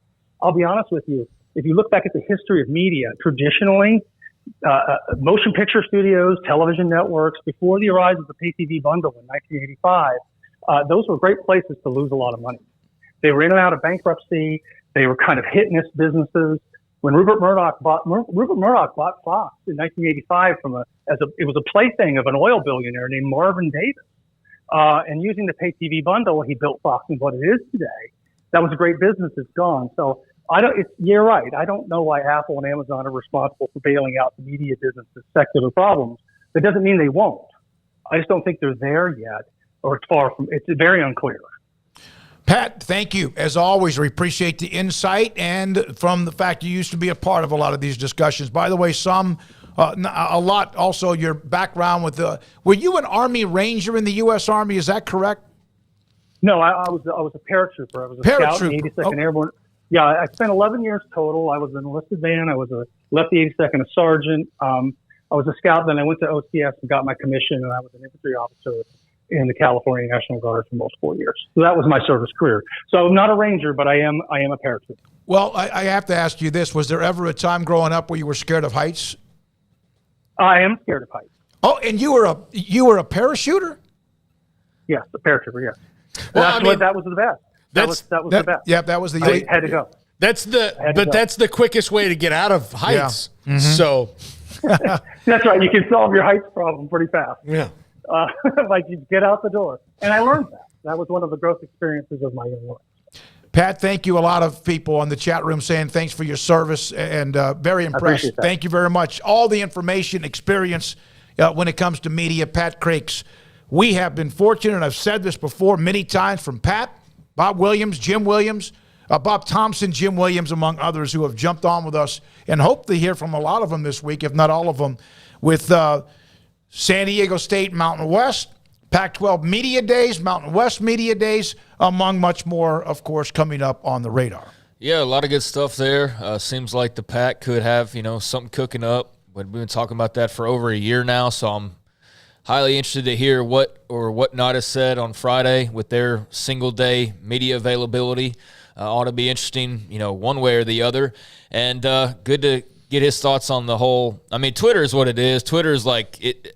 You don't even know if there's a real person behind it half the time anymore because there's so much, there's so many bots and it's crazy. It's a crazy place, but we all keep going back to it because it's entertaining as all get out more than anything else. I mean, it is, and it's a great place to get news, although you now have to sift through that and find out what's actually true far more often now than you maybe did before. But, when it comes to the ESPN question I asked, I've seen that so much with these costs of ESPN's done, they're gonna do this or they're gonna have to do that, or man, I'd hate to be on there. And it's like, do realize, and most of it is in this Pac-12, Big 12 back and forth, but the whole the thing that a lot of these I hate to be signing up with ESPN right now or blah blah blah. You do realize they're the home of the SEC, right? You do realize that that was their That's not part of it though. I'm talking about the SEC. If they were throwing college football to the wayside. The last thing they would be doing is investing as heavily as they did in the SEC, much less the ACC, much less a year ago signing up with the Big 12. That's nonsense that I've seen quite a bit of every time there's a story about their job cuts or whatever. And it's come on, that's not going to take college football off of the air or mean that Oklahoma State's not on television as much. If they're not going to be on television as much, that's just a byproduct of the entire environment. That's not because ESPN's suddenly trying to save a buck. So that whole argument doesn't fly whatsoever. They're trying to And look, this is what they do all the time. They're trying to find a business model that makes the big money people the same money they were making. That's what they're trying to do. Because right now that's not happening. And when the top of the it's trickle down economics, but not good. It's the crap rains down. So if the people at the top aren't going to make money, then they're going to make sure the people at the bottom are gone, because that's the quickest way they can save money. So yeah, they're going to have layoffs, and ESPN has had layoffs a bunch of times, and then they'll pick back up and they'll do it again. They're a big, gigantic machine that right now is not operating at all cylinders, but once they figure out how, they're going to again. Yeah. Yep. I mean, that's it. It's interesting. The landscape is crazy. And so we'll see what happens this week. It'll be an interesting week. It seems like we've been talking about the Pac-12 and, of course, a lot with San Diego State, Mountain West Conference. Meeting right now, the conference, with what they're going to do with San Diego State. And you would think that they would probably come out of that a little bit softer than perhaps the response letter. Who knows? And then, of course, there is George Kliavkoff and the Pac-12 and what they will do, if anything, coming up during their media days. All right, when we come back, we're not done. Joe Rexrode, he is a part of theathletic.com. We know about Tennessee getting hammered, and yet not really. There are a lot of scholarships they lost, a lot of visits and things like that can kind of eat away at you, but no bowl ban, which is a huge deal for Josh Heupel and company after the kind of year they had. He'll come in and kind of give us an idea of, so how has Tennessee and the fan base reacted to this? Scott Drew will join us today at 5 on the Baylor-Duke game coming up at Madison Square Garden. And he's also in New York City, I believe, because of that Rucker Park deal. And we'll hear from him on that. This is 365 Sports. It's hot outside, and if you're looking for a hot ride, well, then the GMC Sierra is a hot truck that could be yours. If you head on over to Richard Carr, Buick, GMC, Cadillac, the people that you can count on have been able to count on for over 2 decades in Central Texas. GMC's reported a big increase in sales in 2023 because the Sierra is a great truck, exceptionally nice, well-equipped on the inside, tough and strong where it counts. Before you buy another truck, test drive a GMC Sierra over at Richard Carr. See for yourself. If you want the best truck, you will then want a GMC. Also ranked number 1 overall brand for new vehicle quality by J.D. Powers. Richard Carr has the lineup of Buick SUVs, luxury without the luxury price. Right now, save $2,000 on a 2023 Buick Enclave, Encore, or Envision in stock. Plus, well-qualified buyers get 2.49% financing and no payments for 90 days. And if you're not looking to buy new, well, they've got a lot full of quality pre-owned cars and trucks in stock, many under $20,000 as well. The financing philosophy at Richard Carr is 100% credit approval, and they say yes when others say no. And if you're just looking to get your car worked on, their award-winning service department is also standing by to keep you on the road. You can go to the website, richardcarr.com, to see their service specialists and set an appointment for quick and reliable service. So check out the business for 24 years in Central Texas. Richard Carr, the people you can count on for your automotive needs, run by proud Central Texans and proud Baylor Bears. Log on to the website today, richardcarr.com. Call them now or go see them now off Highway 6 at the Imperial exit. It takes time to reach goals. It's a truth that applies to more than sports. It goes for your financial goals as well. You work hard for your money, and you deserve an investment strategy that lines up with your game plan. And Chuck Verno, your Edward Jones financial advisor, can help. If financial investments aren't putting forth the effort you desire, stop by today for a financial review. Chuck Verno, 720 North 64th Street in Waco, 254-732-1161. Edward Jones, member SIPC.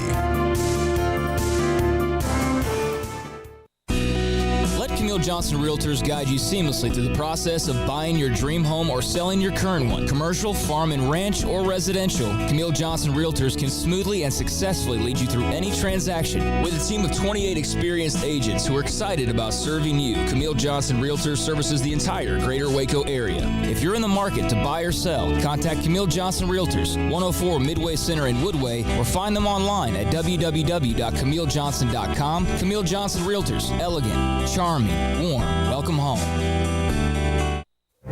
Stepping into the boots of a U.S. Army officer can add confidence and leadership skills to your son or daughter's career path. See all the things they can achieve in our boots at GoArmy.com. U.S. Army Waco Recruiting Company, 254-598-8131 or 254-776-1543. Established in 2007 and independently owned, Alliance Bank Central Texas is committed to helping families and businesses meet their financial goals. From their tellers to their board of directors, they know the importance of superior service and competitive products. Customers have confidence knowing that their financial needs are in good hands. It's your bank, Alliance Bank Central Texas, with 2 Waco locations, 4721 Bosque Boulevard and 191 Archway Drive on Highway 84, and at AllianceBankTexas.com. Member FDIC and equal housing lender. Do you or your kids get nervous about going to the dentist? Stonewood Dental, Dr. Steve Childress, he can help. I've spent a career taking care of patients who as children had bad experiences, and now they're adults that hate going to the dentist. If I get a kid at 3 years old and they come every 6 months and it's a happy experience, it's normal for them. Now they have an accident at 6 or 7 or 8 at school. Now they have a broken tooth or a trauma, and they have to come here. They're used to lights, they're used to water in their mouth, they're used to experience, they already trust us. It's amazing what we can do with that kid without it being a negative thing. But if I see a 6 or 7 or 8 year old that's never been to the dentist, and now they have a trauma or an unfortunate unexpected toothache, it's harder to do that for that kid and it not be somewhat of a negative experience. So bottom line is I try to teach kids and adults and teenagers and everybody the way I'd want my family treated, which is where it's a necessary part of life. You just take care of it. It doesn't have to be that big a deal. Learn more, stonewood-dental.com. Shorty's Pizza Shack at 12th and Bagby is a homegrown, locally owned pizza place that's out of this world. Everything from the dough, the sauce, the sausage topping is made fresh in-house. Not to mention the amazing pizza pillows, the chicken wings are to die for. Try the Sikkim sauce, chili cheese fries or tots, plus great specials on food and drink every single day. Shorty's is also the perfect spot to watch the game with your friends. Shorty's Pizza Shack at 12th and Bagby. Tell them Paul sent you by.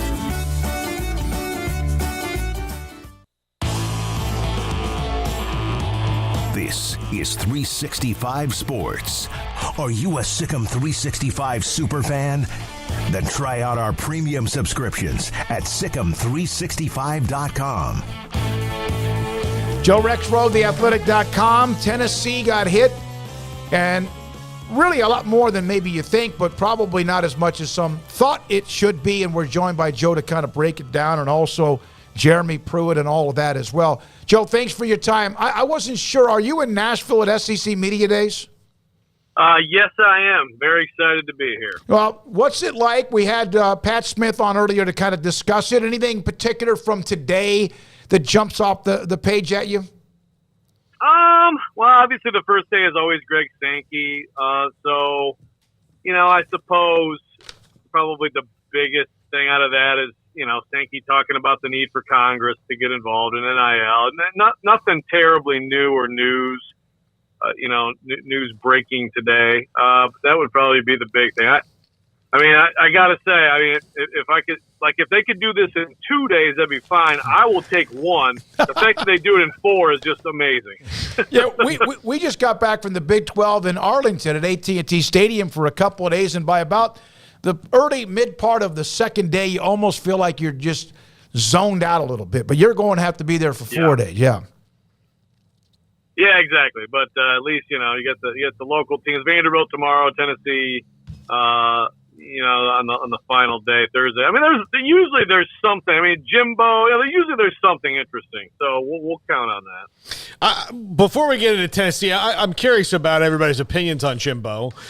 Most of the time you hire an offensive coordinator with the pedigree of Bobby Petrino, although I know that talking about Bobby Petrino can be problematic because of some off-field things that happened years ago, but he doesn't seem to want to talk about it at all for any reason.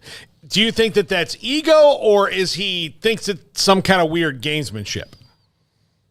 It's interesting. I guess my instinct on that is maybe he just doesn't want to get into all the stuff with Petrino. Mm-hmm. But obviously, there's so much criticism came his way for the offense. I guess, like you said, maybe it's partially that too. It's funny because I was talking with a coworker, Seth Emerson, who covers Georgia today about Texas A&M. It's like, say what you will about Petrino, that's a good hire for that job. Based on his track record, he's very highly regarded as a play caller and game planner and play designer. So I think Texas A&M is actually really, really interesting this year with their talent and with that hire. But of course, there's also a ton of pressure to kind of demonstrate that progress early, I would say. So, Joe, the news comes down last week, late in the week, that Tennessee has found out their punishment from the NCAA. The investigation been going on a while now surrounding Jeremy Pruitt and violations and all that came with that we can unpack. But when all was said and done, I saw a quote from Heupel. It reminds me of, various other situations where you're just happy when it's over because at least you know now, whereas not knowing is almost like the worst part because it can be used against you and weaponized. So now they know, and now that they know, what's kind of the feeling and what was your first thoughts when you saw what the NCAA had decided? Yeah, it's a good thing for Tennessee. Like you said, it was definitely used against them a lot.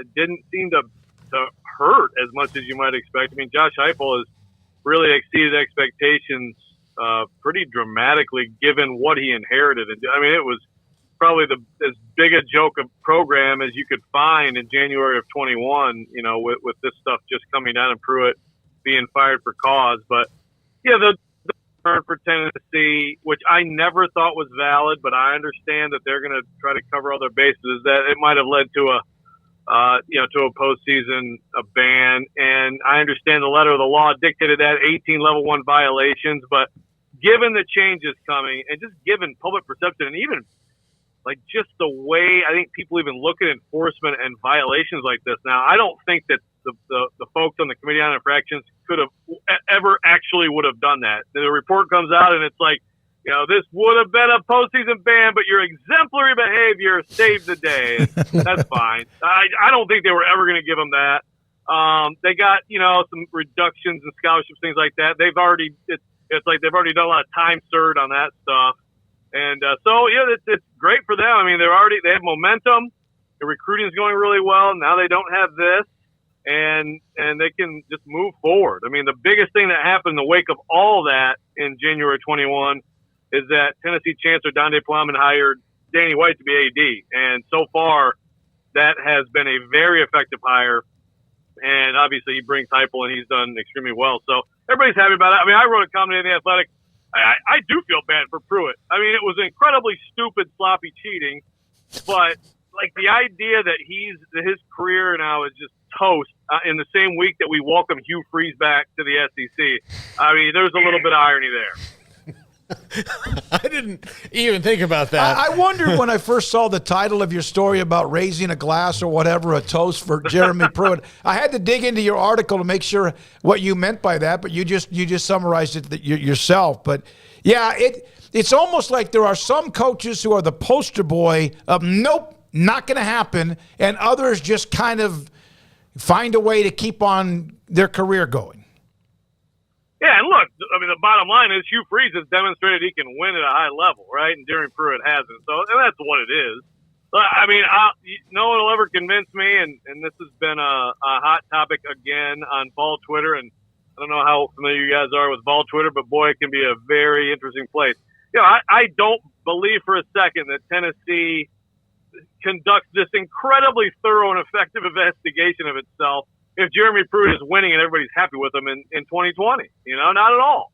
And so, look, I mean, you could make the case that they could have just fired him and paid the buyout, and the NCAA was not going to get near any of this stuff. We know NCAA enforcement right now is so limited, but they did what they did, and they came out okay for it. But, yeah, look, 6-year show cause, the first year you'd have to be suspended the whole year. I think Nick Saban should absolutely welcome him to the coach rehab program, get him back in there, let him be an analyst, take the hits for that, and let him get back in there. He can be a good linebackers or safeties coach somewhere. I mean, it's amazing. I mean, the guy learned how to build a program at Alabama and then Georgia and then under Jimbo at Florida State. And we're all going to think that anyone who wants to think that he's just out here rogue. I mean, stupid, yes. Sloppy, yes, but come on. Yeah, that he was the one who learned. He made up the crime, like he was the guy. Right. Yeah, exactly. No, absolutely not. Yeah, Pruitt was, I mean, and again, as the defensive coordinator, was second to none for a little while, was the guy. I mean, everybody wanted him. And now, I mean, what is he? He's with the Giants, right? As an analyst there? He was, but actually not anymore. So as of now, I mean, I wouldn't be surprised. I know that he started like a business, a little business. He's tried to do a little media stuff. I wouldn't be surprised if he goes back to high school coaching. But yeah, like I'm sorry, but like that guy, like considering the extra lives that some coaching careers find, I just feel like ultimately, I mean, what you go through all this. It's 18 level 1 and it's 200 plus and all that stuff. It's still like more than 2 years and it's like $60K. Okay. I mean, it's meals, it's nail appointments, it's hotel rooms, it's small potatoes. This didn't even get to the heart of, some of the prospects they landed where probably some real transactions happened, right? And it's just, again, reading through that stuff now, I remember how I used to read through, like notices of allegations and committee on infractions reports, like they were legitimate criminal investigations. And I feel so stupid for ever looking at it that way. What would this have gotten them 20 years ago? That's a great question. Certainly postseason. I would wager at least a couple years of that. More, bigger hits probably to all the other stuff. It would be treated very differently. And I think multiple years of postseason ban. Now, of course, they've kind of gone, they did hit them with an $8 million fine. And really, when you look at everything, it'll probably be about $9 million that they'll end up paying. And that's where things are going. But yeah, I think it would have been a much bigger deal, much stronger language. And again, it would have been what used to happen forever with the NCAA, which is, okay, all you people who have replaced, all you kids who are now there, you're now going to pay for the sins of the 45-year-olds who all just got fired, And that's what it would have been. So, Joe, that's a big question answered and just something that, settled now for the program to not have to worry about much longer. We know the big successful year they're coming off of, and Heupel certainly seems like the guy. Are they going to be sauntering into media days a little more swagger than they have in a long time? Is that just sort of the feel now with this program? Yeah, especially with Joe Milton there at media days, because he is, even when Hendon Hooker was the starter, I would say Joe Milton was kind of like the emotional, or one of the emotional leaders and a big swagger guy for this team. I mean, just beloved in the locker room, best friends with Hooker. Seamlessly, takes over the team in the Orange Bowl. I don't know how good he'll be. It's going to be really hard to be as good as Hendon Hooker, as efficient. Hendon Hooker was really amazing last year until the Georgia game, when they just lost every individual battle around him. But Joe Milton is going to be fascinating this year. I think he could be a first-round pick if it all comes together for him. But yeah, recruiting is going well. The skill on offense is, they're recruiting at a very high level. And I actually think their defense this year should be better, should be pretty good. I don't know if you're going to get much better than pretty good for a defense paired with this offense, but they've done a pretty good job of finding some pass rushers, and now we have to see if they've been able to find a corner or two. Joe, thank you very much. Great stuff. Great article today, and we appreciate your time. Enjoy Nashville. Okay, guys. Thanks for having me. Appreciate Joe it. Rexroad, the athletic.com. The dagger back in the day, and a lot of people are asking about, I asked the question, what would this gotten Tennessee 20 years ago? And some said, what about, even 5 or 10 years ago? One of the things I know for sure is that the bowl ban and tournament appearances with Oklahoma State, I put this up on Twitter. The NCAA was so angry at Tennessee, they banned Oklahoma State men's basketball for another year. But the one thing you did not ever want to hear was you couldn't even be seen on television. And that had happened in the past. I don't know how often that happened in the past, but when they took you off of TV, that was worse than bowl eligibility and or tournament appearances. We're now joined by former Baylor All-American lineman Jason Smith, now part of the University of North Texas football staff. He's their offensive analyst. Joins us on 365 Sports. Thank you, Jason, so much. So congratulations on the Bill Walsh, the minority opportunity of coaching and being an intern with the Kansas City Chiefs. Can you kind of give us an idea of how all that came about, and what was your reaction when you found out? Oh, well, yeah. Thank you guys, first of all, for having me today. Obviously, like you said, been here at North Texas, working with Coach Clem last year under Coach Luttrell, and now our new head coach is Coach Eric Borsch. And excuse me, it was something that I heard about. And if you remember Jason Lamb, who played with us at Baylor, he's actually one of the scouts there. And when he came in, I kind of asked him what he knew about it. And he said, he would kind of inquire about it for me and reached back out to me and told me that they wanted my resume. And so I got my resume together and got it to them, and they called and said, hey, we selected you for the program, and we want you to go in, fill out everything, and be here on this day. I mean, I'm concerned about who's going to take care of your horses, Jason, while you're gone all that time. But I'm sure you've got that planned out. You were in the NFL for a time. You've been now getting back into coaching. What started the itch for you to get back into football and to coach specifically? Yeah, if you remember, in 2021, Baylor inducted me into the Hall of Fame, which was actually in 2020, but they did the ceremony in 2021. And I was literally there. I was with Claude and Becky Lindsay, and we were at the ceremony. And Sean Rochon was there, and I talked to him and said, I think this is what I want to do. He's like, what? I said, I want to go be a football coach. And he's like, all right, well. So Sean Rochon came to the place, stayed with me for about a week, and we just talked about, pulled out Grant Taft books and reading lines and quotes. And he's like, hey, make some phone calls. And obviously, I called Coach Brown at the time and talked to him and kind of got his opinion on what I should do with my career. And told me Coach Clem was at North Texas and Kendall was at Arkansas, Levy was at Baylor, and just kind of said, what direction do you want to go? And I told him I want to be an offensive line coach like Coach Clem. So we called up Coach Clem. He was up here at North Texas just volunteering and hanging out and kind of helping the staff. And it just worked out to where I can get up there. My family will support me, and I can just go and stay. I stayed in the hotel for 7 months, and just learning and trying to want to be a coach and prove that I want to be there. And eventually, just given more responsibilities as an intern. Excuse me. And my family then finally moved up there with me, and we were together and lived. We got a house in Arcal, and kids were in school, and everybody was happy one day at a time.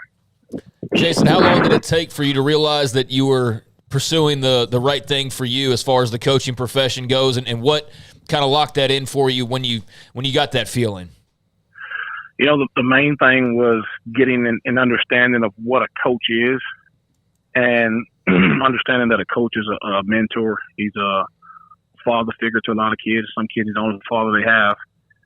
And just being consistent and making sure that, you're presenting to those kids something that they want to be, which obviously is not hard for me to do with my resume. But letting those kids get to know you, and it just helps them have hope. And that's what, being a coach is. I had to learn that. And then with that being said, be that. And just being that consistent, just make sure you're giving hope, whether it's to the janitor or the head coach or, some kid that wants to play football there, a recruit or something. So can you give us an idea of actually the diversity program with the Chiefs? Is that during training camp? Is that something – how is all that going to work? I'll explain like this. We walked to the meeting today. Everybody got here that's in the program. We all got to the hotel yesterday, checked in, things like that. And today we came over to the facility, and Coach Andy Reid, all the coaches are in there, Coach Spagnola, and all these guys you see on TV. And Coach Reid says, hey, I want before we start the meeting, I want all the intern coaches to stand up and come up here, introduce yourself, where you're from, and what you're going to be coaching. And then once we all said our names and where we're from and what we're coaching, he let it be known, hey, you guys are coaches with us. He said, so make sure you pay attention to what we're talking about and how we're going about it, and get ready to coach. We're going to give you guys coaching responsibilities, and you're going to coach. You're not here to help. You're here to coach. So he just made that clear, and it's a fun opportunity so far. Jason, you have a lot of unique experience to share with young players, not only at the college level but the pro level. I mean, you were the second pick in the draft for crying out loud. So you've experienced everything that kind of comes with all of that. What does that give you as opposed to stepping into this that maybe some other guys haven't lived that same thing that you have? So the main thing is understanding that when you start trying and working to develop kids, you know, you have to really take the institution into consideration of building the institutional brand and what the desires are of the AD and the head coach. And then before you get operating, you got to understand the vision. And so, you know, for me, understanding what the vision is and making sure you coincide with that. And if you want tough football players, you know, you got to, you know, talk tough talk and get guys to think tough. If you want soft football players, you talk soft. I mean, so, you know, for me, coming through Baylor and desiring to be somebody and make something of myself, that's really what I can give the guys. Look, if you want to be something, here's how to go about it. You're going to have to work. You're going to have to work. You're going to have to work at it. You have to work at it. You have to sleep and dream about it, wake up and work on it, work at it again, work at it some more. And then at some point, you're going to fail. And when you fail, what did you learn? You know, so what did you learn when you failed? Okay, now that you failed, all right, let's get back to work.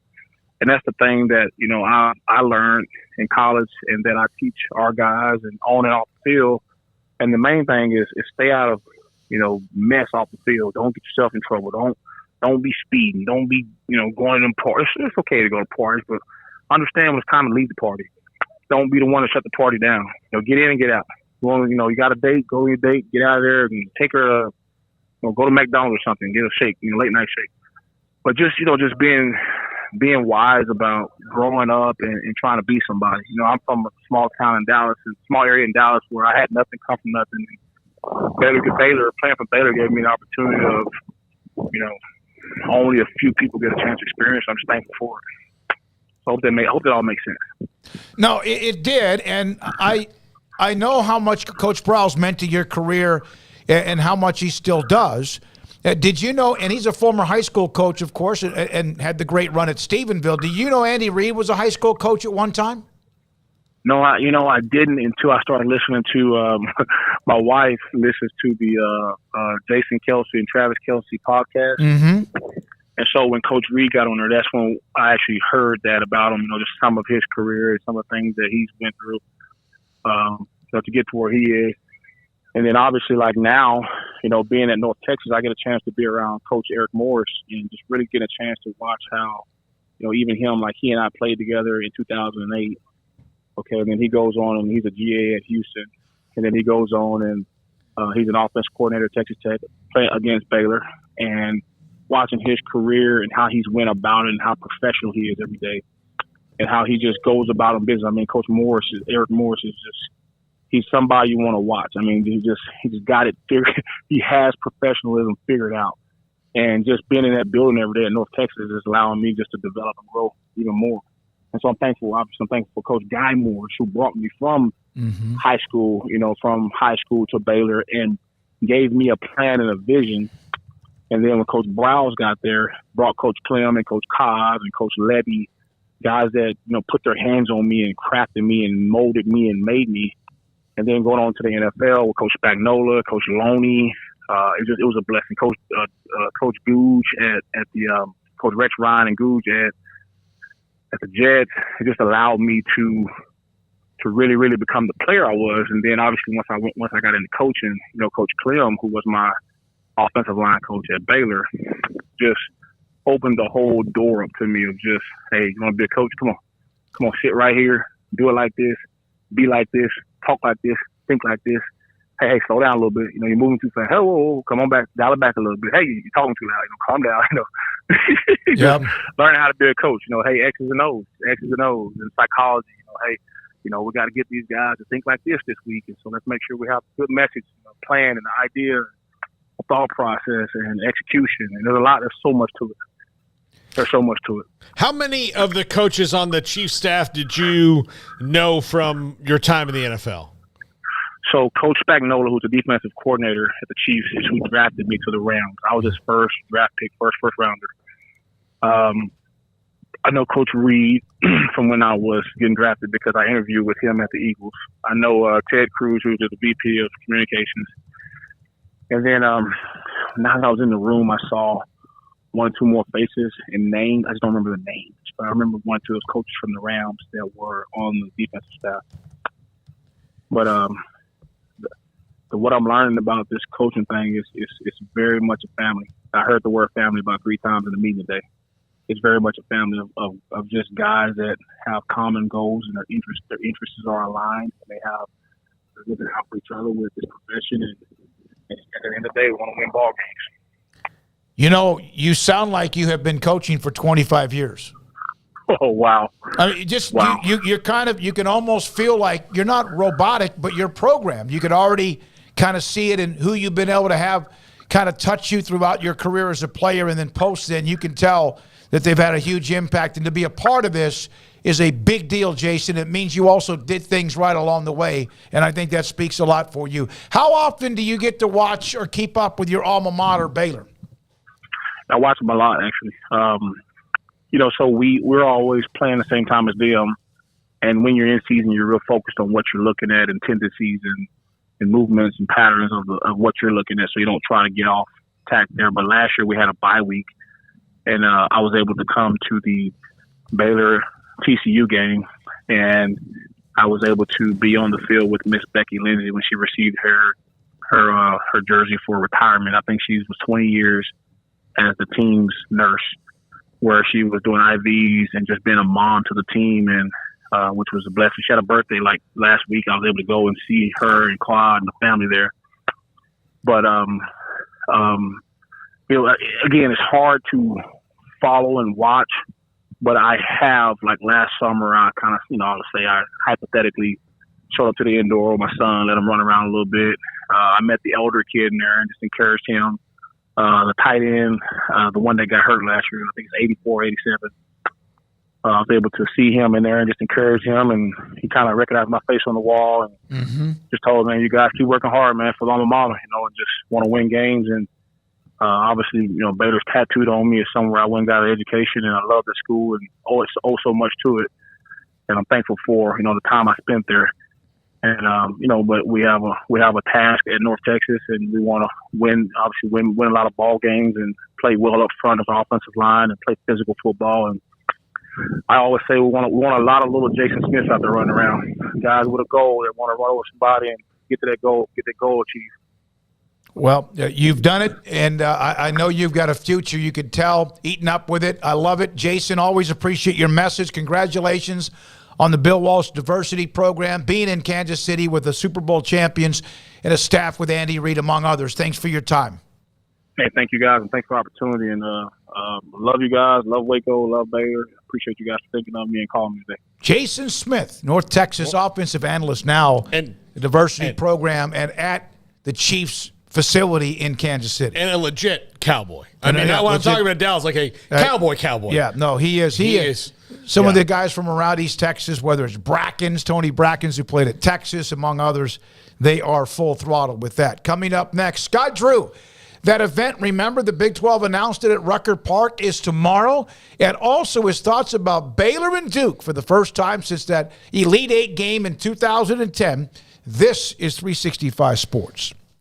Alan Samuels, Dodge Chrysler Jeep Ram Fiat. Ted Teague sent me a text on Thursday when we were in Arlington. Right now, the 2023 Ram 1500 Lone Star Crew Cab, get 10% below MSRP or 2.9% financing for 72 months. Or how about this? $5,000 off MSRP on the 2023 Ram Laramie Crew Cab, and even if you want the 2.9% financing for 72 months. The 2023 Jeep Gladiator Sport, total values of $4,000, 1.9% for 72 months. How about this? The 2023 Jeep Compass at 10% off savings. So right now, they have opportunities for you. The Jeep Grand Cherokee Laredo, $3,500 off. And right now, they continue to have great deals at Alan Samuels, Dodge Chrysler Jeep Ram Fiat, Loop 340 east of 84 in Waco. With so many companies and policies out there, it gets so confusing shopping for insurance, and I never know if I'm getting the policy that's right for me. Luckily, I met the team at the Niche Group Insurance Agency. With the Niche Group, you can go to one company and get access to coverage options from many insurance carriers, and you get to speak to a real person about your specific coverage needs. With the Niche Group, I know I'm getting the right coverage at the right price. If you need insurance, talk to the experts at the Niche Group at 1-800-258-8302. too. Automatic Chef Canteen is a full-service micro-market vending and office coffee provider with state-of-the-art vending equipment, a wide variety of products, and offering custom-fitted micro-market vending office coffee solutions for your employee break room. You want a full break room solution and a workplace oasis? Well, Automatic Chef Canteen, locally owned and operated for over 50 years in Central Texas, also includes in-house mechanics on call 24/7 for fast, reliable service and maintenance. Automatic Chef Canteen, 6900 Imperial Drive in Waco, or online at automaticchefcanteen.com. TFNB Your Bank for Life is the official local bank of Baylor Athletics. Find out why more Central Texas are making TFNB their bank for life. Sign up for our Edge checking and savings accounts to earn interest or cash back. With 5 convenient locations and an award-winning mobile app, banking has never been easier. TFNB Your Bank for Life. Member FDIC. Three Nations Brewing Company has 16 different beers on draft with a new beer every Friday. It also offers 2 air-conditioned tap rooms, a large indoor beer hall, a second-floor mezzanine offering a great overview of the brewing company and equipment and patio where you can relax under the shade. Plus, you can now experience the new Three Nations Beer Garden Grill on our shaded patio. Grab a cold beer and enjoy a bite from our freshly prepared and delicious menu. Street tacos, quesadillas, freshly cooked burgers and dogs, and veggie burgers too. Nachos and so much more, all prepared and cooked on site. So come visit the award-winning Three Nations Brewing Company on East Vandergrift off I-35 in Carrollton. Boozers is the wedding ring store and more. If you're ready to get engaged or already married and want to upgrade your wife's ring for a special anniversary, Boozers is the place to go. With the largest selection of premier quality diamond engagement rings and wedding rings in Central Texas. They have 7 cases with over 300 styles of rings from top designers like Natalie Kay. Choose from yellow, white, or rose gold, plus beautiful top quality loose diamonds. With an in-house jeweler, they can also custom make anything you want. Bring in a picture or drawing and let Boozers create your one-of-a-kind pendant or ring. They can even use some of your old gold and diamond jewelry to create something new. At Boozers, you'll find a great selection of quality timepieces, and Boozers is the place for expert watch maintenance and repairs too. They specialize in expert Rolex watch repair for fine jewelry, watches, custom work, and more. Go to Boozers on Valley Mills and Lake Air Drive in Waco. Boozers, the wedding ring store and more.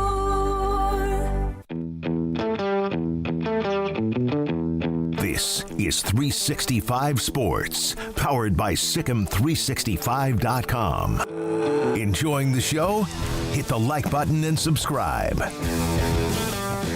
Here we go, this 5 o'clock hour, joined up in New York, Baylor men's basketball national championship coach Scott Drew. Scott, thank you very much. We will get to the event, of course, at Rucker Park, which is great with the Big 12. You're a part of that, but Baylor and Duke revisited. How did this come about, and thank you so much for your time. Well, it's good being with you, as always. As far as how did this come about, I think we've been looking for a chance to play Duke since 2010, and I think it finally worked out. So a great opportunity to showcase both programs right before Christmas. Also, with the break, it allows Baylor fans to have a chance to come up and do some holiday shopping in New York, hopefully catch the game, and then head back in time for Christmas. But Duke, obviously, with the players that are returning, most people got them 1, 2, or 3 in the nation, and it'll be a great test for us early in the year. Scott, I do think it's kind of strange that the last one ended or changed, it didn't end on it, but changed on a controversial block charge call. And this year, there's a new focus on block charge as you go in to play them.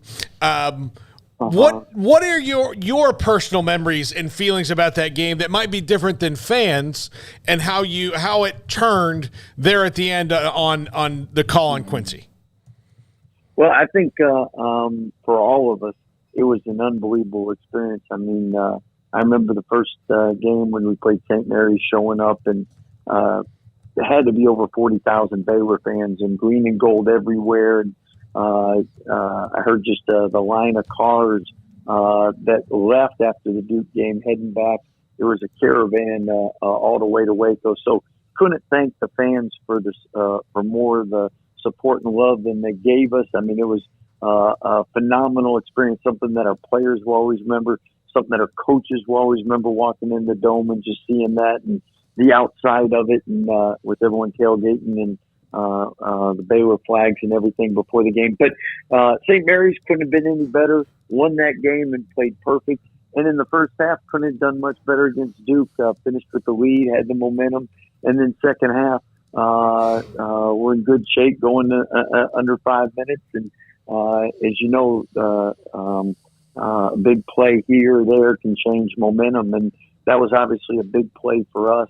And that would have been Zubek's fifth foul. And obviously, he stays in the game, Duke had a couple key offensive rebounds down the stretch, and he helped with some of that. But in a game, one play doesn't define a game. I mean, that's what's great. I mean, after any sporting event, if a player feels like I cost us the game, no, you have so many plays and opportunities throughout the game. There's never one play that makes or breaks a basketball game. There's hundreds of them. And so I say all that to say Duke won. They won the national championship.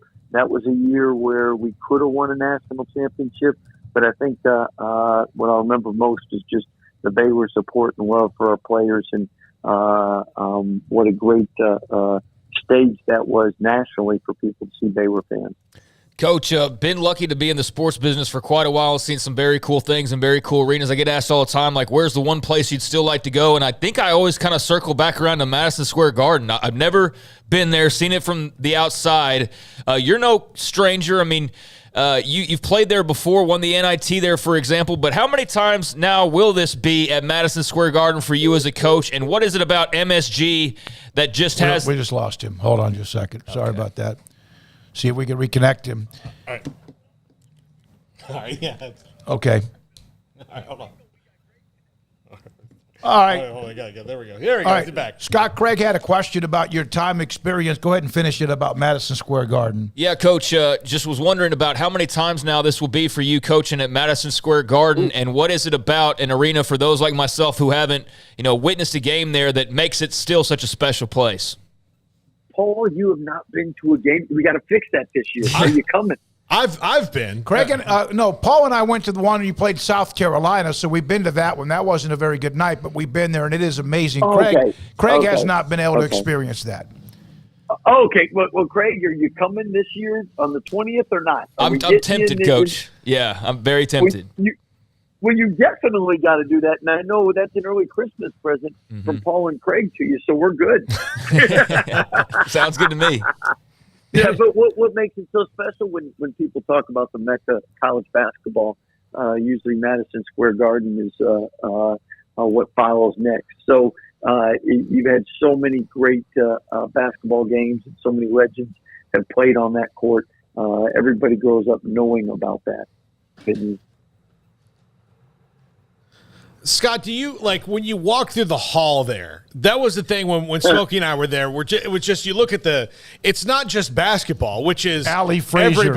Allie Frazier. It's Sinatra. It's, whoever's been there. It feels different than playing almost anywhere else. Yeah, definitely the who's who.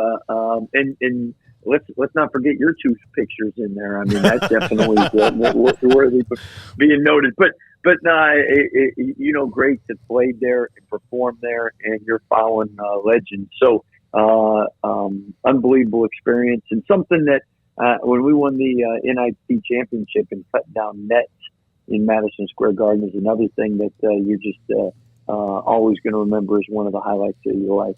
Scott, tomorrow the Rucker Park event that the Big 12 announced earlier this year. The excitement is actually here. Your thoughts about that, and the Big 12 continually finding new ways to scratch different places that otherwise may not know enough about the conference. Well, I think, again, Brett is tremendous. Yarmark with media and attention. And I know when Coach Huggins and I came up here and the articles on that one media day talking about the season, just out of the box thinking, and anything that Brett does is always first class. So a chance to show the East Coast and provide a clinic for the kids in Rucker Park. I mean, that's just another thing that no one's done and you don't think of. But it's an unbelievable opportunity and something that the only thing I'm doing is praying for no rain. But other than that, it's going to be great. Another great day for the Big 12, and it seems like the Big 12 just keeps stacking great day after great day. What is it like having him as the commissioner, knowing he's such a huge, crazy basketball fan? I love it, and the fact that he's you love visiting with people that are as passionate about things as you are, and like you said, not only does he like watching it, he knows it, and you can talk the game with him, and he appreciates it. So there's no doubt Big 12 basketball's been the best in the country, and will continue under his leadership as well. And what I really like is just again, we're kind of spoiled in our part of the country, having such good basketball programs and players over the years. It's great when we do events like this where people in the East Coast and West Coast and other places can talk about the Big 12 and talk about the accomplishments of the Big 12. How about – go ahead, Craig. Go ahead. How about Jared Butler, 31 points last night in one of those Summer League games? Well, I went to dinner with him the night before, so I texted him and I said, see, if you just go to dinner with me before every game, look what would happen. So, there you go. Yeah, couldn't be more proud of him and happy for him. And I tell you, Keontae, first team All Summer League performer, and he was tremendous prior to his injury. So he had a great summer league. Jared had a great summer league. So again, Baylor Bears doing big things. Kendall's we're coming off an injury, and I know the Pacers were happy with how he played and contributed. And it's great for us because we had a recruiting weekend. We were in Vegas, so we got to kill two birds with one stone, which made it awesome. Scott Drew, Baylor men's basketball coach, with us on 365 Sports. Yeah, Coach, don't know how many times you've been asked about it because it just happened, I guess, about a week ago, but your latest addition, I don't want to butcher his name just yet, still learning that, but Giannis, can you talk about your big man JUCO transfer from about a week ago? Yeah, Giannis is somebody that, again, with the climate nowadays, it's hard to get to a roster of 13, and Giannis is someone that is going to come in and he's going to redshirt and he's going to practice every day, help us get better. And then in the process, we've had so many players that have really grown and improved during a redshirt year. And that's the plan. Things can always change, but right now that's what we forecasted with them. And somebody with 6'7", 6'8", and 7 foot plus wingspan, somebody that again makes it tough to score in practice and makes everybody compete harder. When you have iron sharpens iron is what we say, and you think about it, most Division I is going to struggle to get the 13 scholarship players. So let's say you're at 11 or 12. Normally you have 1 or 2 out with injuries. Remember, you got to compete 5-on-5 every day in practice. So it's going to be really critical as coaches and teams try to finish out their rosters with portal movement and whatnot, so that you can improve and get better every day. Because with so many new players, you can't do 3-on-3 and 4-on-4 and gain the chemistry and continuity that you're going to need to be successful. And I just saw John Rostering put out the percentages of returning scoring in the Big 12, and it looks like most leagues where you have 30, 40, at most 50% scoring returning. So again, with so much turnover, practice time is so critical, and being able to have competitive 5-on-5 practices so guys can bond. And we've loved our group so far. It's been a great summer. We really got the hardworking guys, got a lot of potential, a lot of promise.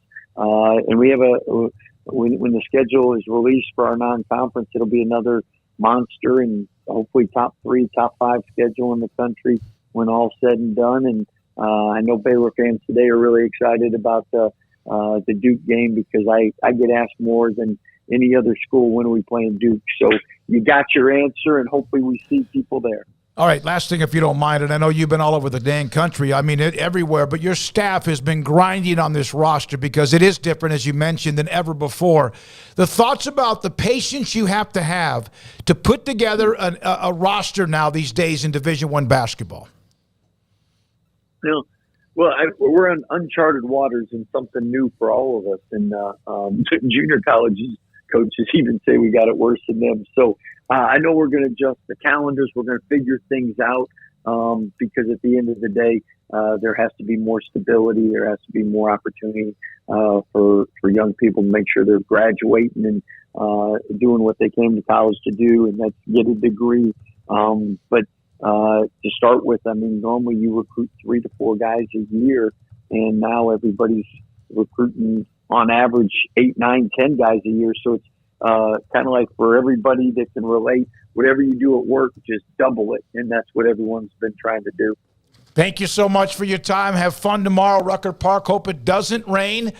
Duke and Baylor coming up. Pray for no rain. Pray for no rain. Scott Drew, National Championship head basketball coach for Baylor, with us on 365 Sports. We appreciate him jumping on. Rucker Park tomorrow, Duke, Baylor in December, Madison Square Garden, where Ali Frazier had their second of 3 fights in 1974, and anyone has performed inside Madison Square Garden. This is 365 Sports. Alan Samuels, Dodge Chrysler Jeep Ram Fiat. How crazy is this? 2023 Jeep Gladiator Sport totals values of $4,000 plus 1.9% financing for 72 months. How crazy is that? Or the 2023 Jeep Compass, get 10% below MSRP. That's right, these deals are hot just like our summer days in Texas. Remember, first responders get another $500 in savings, so come find the Jeep that's right for you and save big at Alan Samuels in Waco. Make this the summer sales event at Alan Samuels during the hot days of summer, and this month in July, get legendary 2023 Dodge Chargers or Challengers, SXT, GT, or RT models, your choice, with total values up to $2,000. Alan Samuels in Waco is the place for you to shop for your next Dodge. Shop the greatest selection in Central Texas and find the hot rod for you. Come by and visit the showroom at Alan Samuels Dodge Chrysler Jeep Ram Fiat. See the Demons and Scat Packs they have loaded the sales floor with. They won't last long, as you truly have the last call models of legendary muscle cars, only at Alan Samuels Dodge Chrysler Jeep Ram Fiat in Waco, Loop 340 east of 84. Pizza, burgers, and Bears football. There's no place around Waco that serves them all other than Bubba's 33. Come show your green and gold and enjoy some of Waco's best food and beverages while watching your favorite team, the Bears. When real Bears fans get hungry, Bubba's 33 is the #1 spot for ice cold drinks, hand-stretched, stone-baked pizzas, and bacon-infused burgers. Join us for indoor or patio dining. Bubba's 33, Waco's restaurant and proud supporter of Baylor Bears football. Sick 'em, Bears.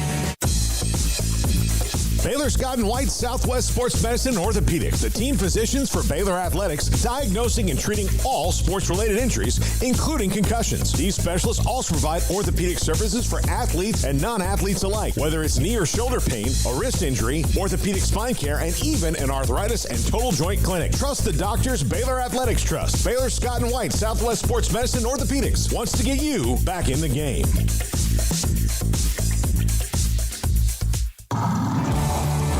Waco Custom Marketplace is your hometown grocery store with a full-service butcher shop and bakery. Hi, this is David Smoak.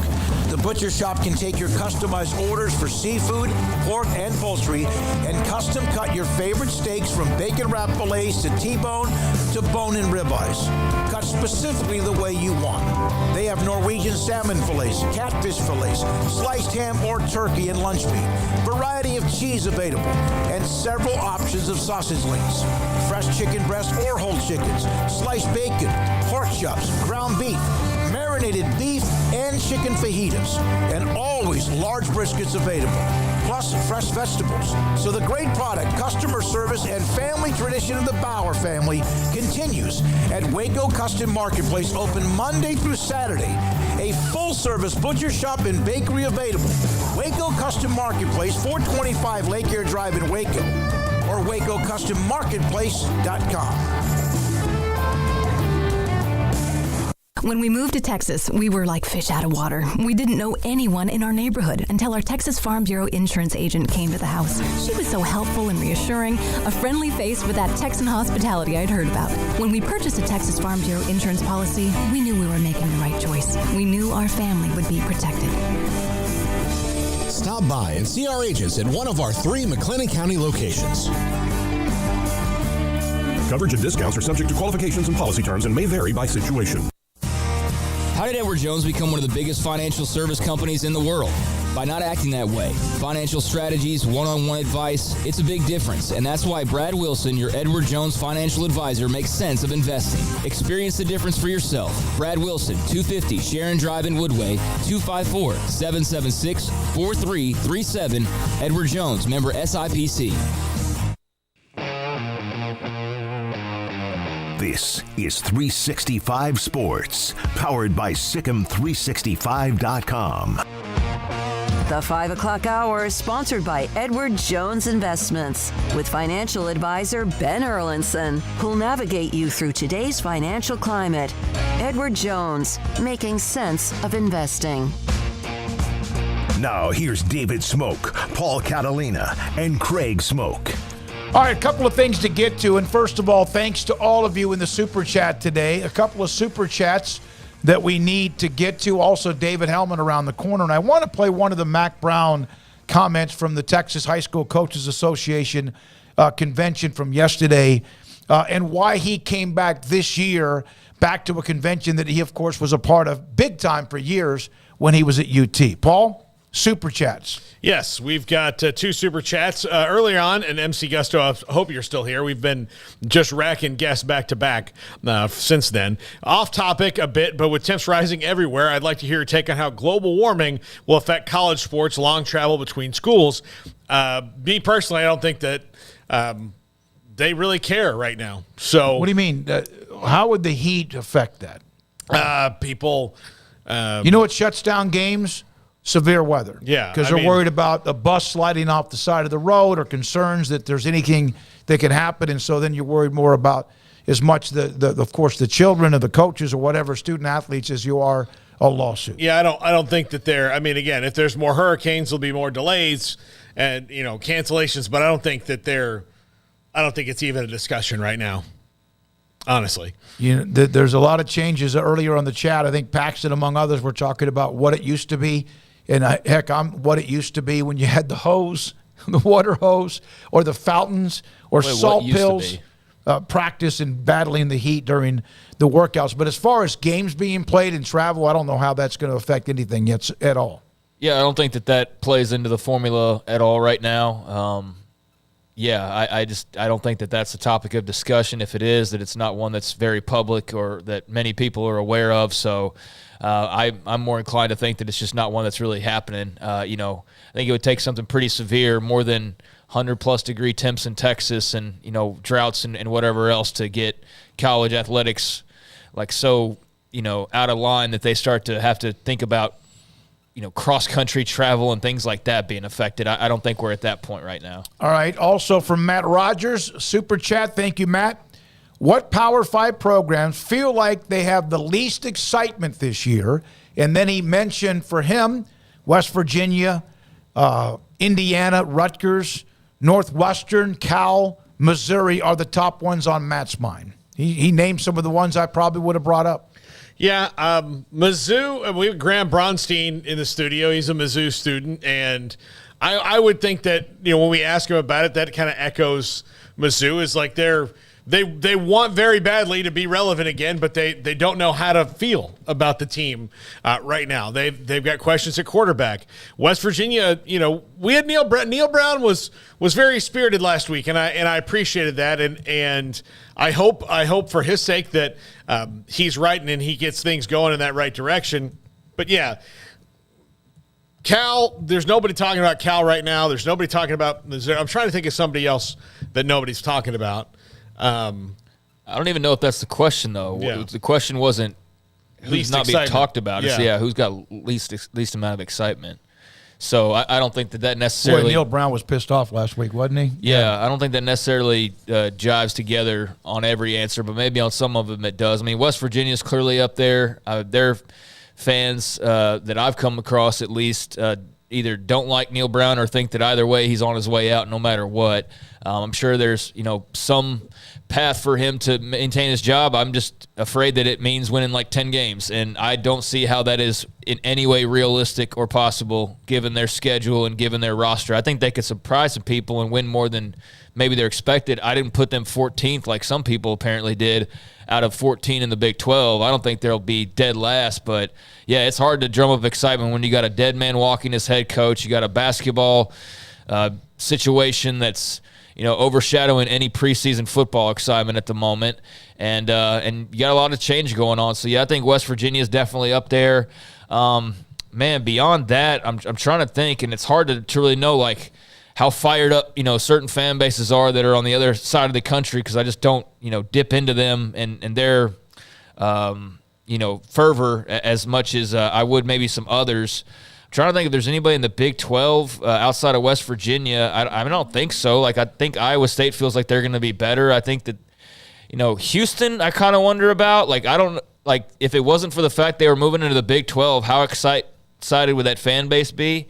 They won 8 games last year. They won more the year prior, 12 to be exact. And, even with the 8 wins, though, it seems like, and that was a disappointment because of who you had coming back, but still, that's 8 wins. Like, you don't typically get fired for winning that many games, and yet there's just this little, like, underlying thing with Holgorsen that you just feel like, one wrong move and that could blow up overnight. Does that make sense? Yeah, it could. He doesn't want to hear that, but no coach does. Neil Brown, again, was a little bit defensive, but he had a couple of good reasons to be. I just think for a guy who's won 20 games in the last 2 years, there's more people that would be okay with him moving on than there probably should be. And so that's just kind of strange, but I don't know if that means a lack of excitement. I think that Houston's just kind of wading in and doesn't really know what to expect exactly this year, but that's not necessarily all negativity. It's just it's a change for them, and there's a lot that they're having to change over, including losing some of their best players from the last few years. So I don't know. They kind of pop into mind, and I feel like the other ones, like you name, like Indiana, and but that's every year. Like I mean, more often than not, those schools at the bottom. Indiana had that little. They had a little. They had something going. The coach Tom Allen, was he fired? They had Michael Penix. Now he's at Washington tearing it up. So, in the ACC, I would say, Georgia Tech is a new coach, so they might be that. But I mean, they don't have players that people are talking about just yet. I think there's probably, a little trepidation there, wondering what their long-term future is going to be, especially if you're Georgia Tech and you're on the, you hear all the things that are going on in the ACC among the other schools, that are like, hey, we need to get more money. And then the only thing you can really say is that, and we're in Atlanta. I mean, that's got to make you nervous as a fan for the future of what it's going to be. I think people like Wake Forest has a good amount of support and fans. I think they're probably a little bummed because they don't have Sam Hartman for another year because he's made one of the greatest players in their history and their greatest quarterback for sure.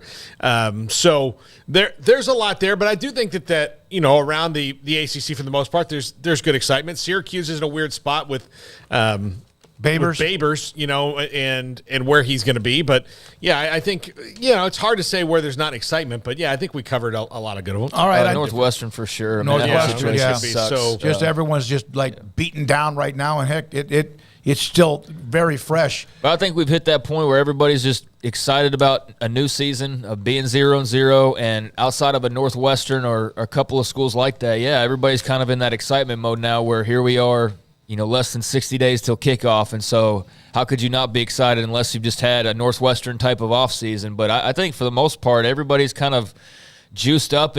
And even if you're not so high on what your team might do, I mean, until they go hit the field and they're 0-3 or 1-4, I mean, you don't know. You could have a surprise in store. So I think we're kind of at that point right now. Somebody mentioned with Mississippi State, with the passing of Mike Leach and, of course, the transition at head coach, there's probably – that's going to take a while to be able to get through the morning of loss of Mike Leach. In fact, 2 or 3 of you said that. I was going to play the Mack Brown on why he was at Texas High School Coaches Association, but we have David Hellman coming up in a moment, and it's about 3 minutes. No, how long is it? We can do it real quickly. It's 2 minutes. Yeah, let's do this. Is Mack Brown invited back to the Texas High School Coaches Association. It's been a while since he was fired at Texas. Now, of course, then he was in the media, and now at North Carolina. Sam, I was raised by high school coaches.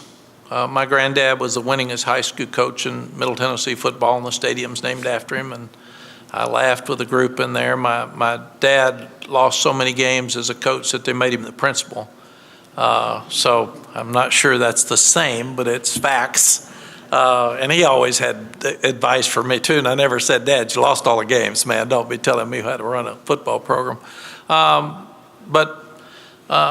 I'm still that guy that believes that the high school coach, a lot of them don't make enough money, but they've dedicated their lives for kids.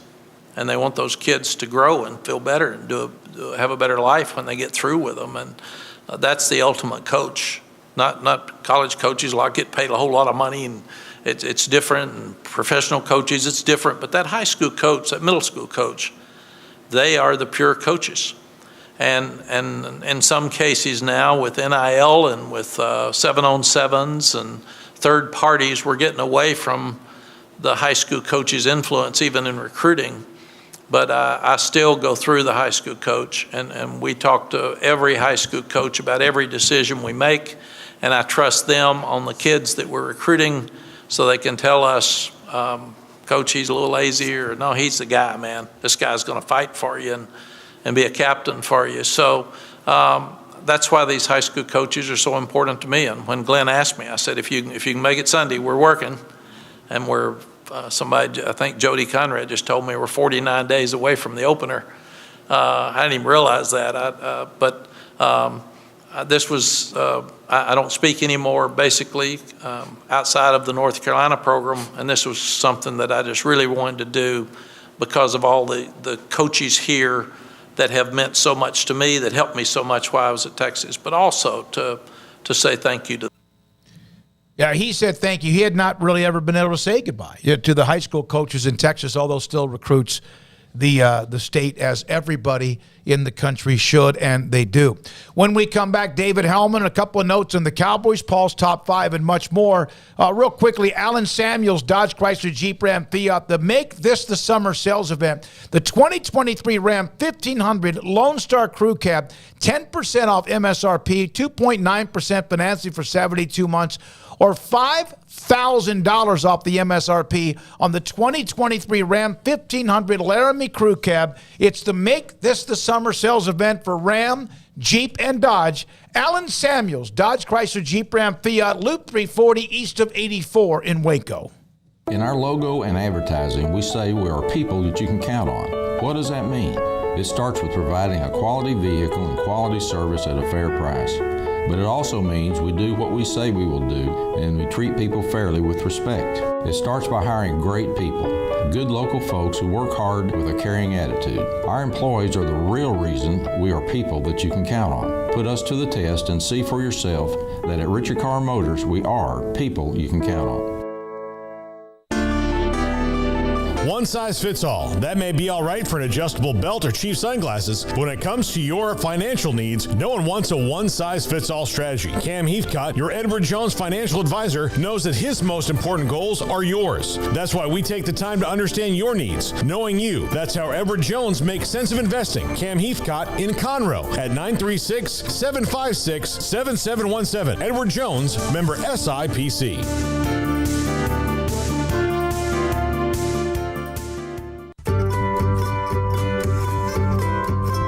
You want to know why Stonewood Dental is so successful? Listen to what happy customers have to say.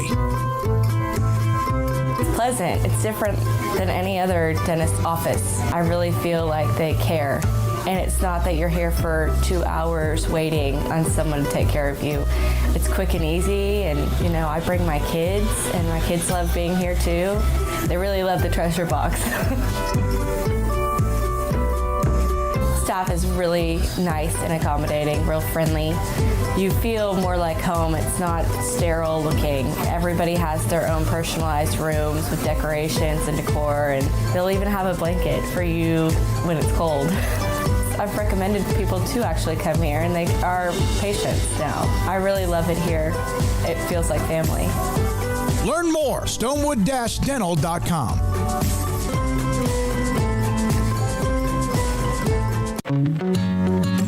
Established in 2007 and independently owned, Alliance Bank Central Texas is committed to helping families and businesses meet their financial goals. From their tellers to their board of directors, they know the importance of superior service and competitive products. Customers have confidence knowing that their financial needs are in good hands. It's your bank, Alliance Bank Central Texas, with 2 Waco locations, 4721 Bosque Boulevard and 191 Archway Drive on Highway 84, and at alliancebanktexas.com. Member FDIC and equal housing lender.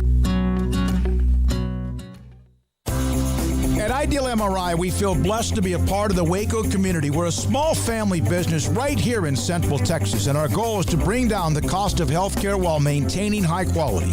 At times like this, the cost of healthcare has never been more important, and unfortunately, significant illnesses and injuries still occur. That's why Ideal MRI is open and here to serve you through the difficult time. We offer premium MRIs just like a hospital with state-of-the-art technology and specialists, but you'll pay less. Sometimes thousands of dollars less, whether you're using insurance or not. At Ideal MRI, we accept most insurance and there are no hidden costs, even offering financing if that's needed. Everything included in the price, and you'll not get something as a surprise in the mail later on. If you need an MRI, ask your doctor about Ideal MRI. They'll know.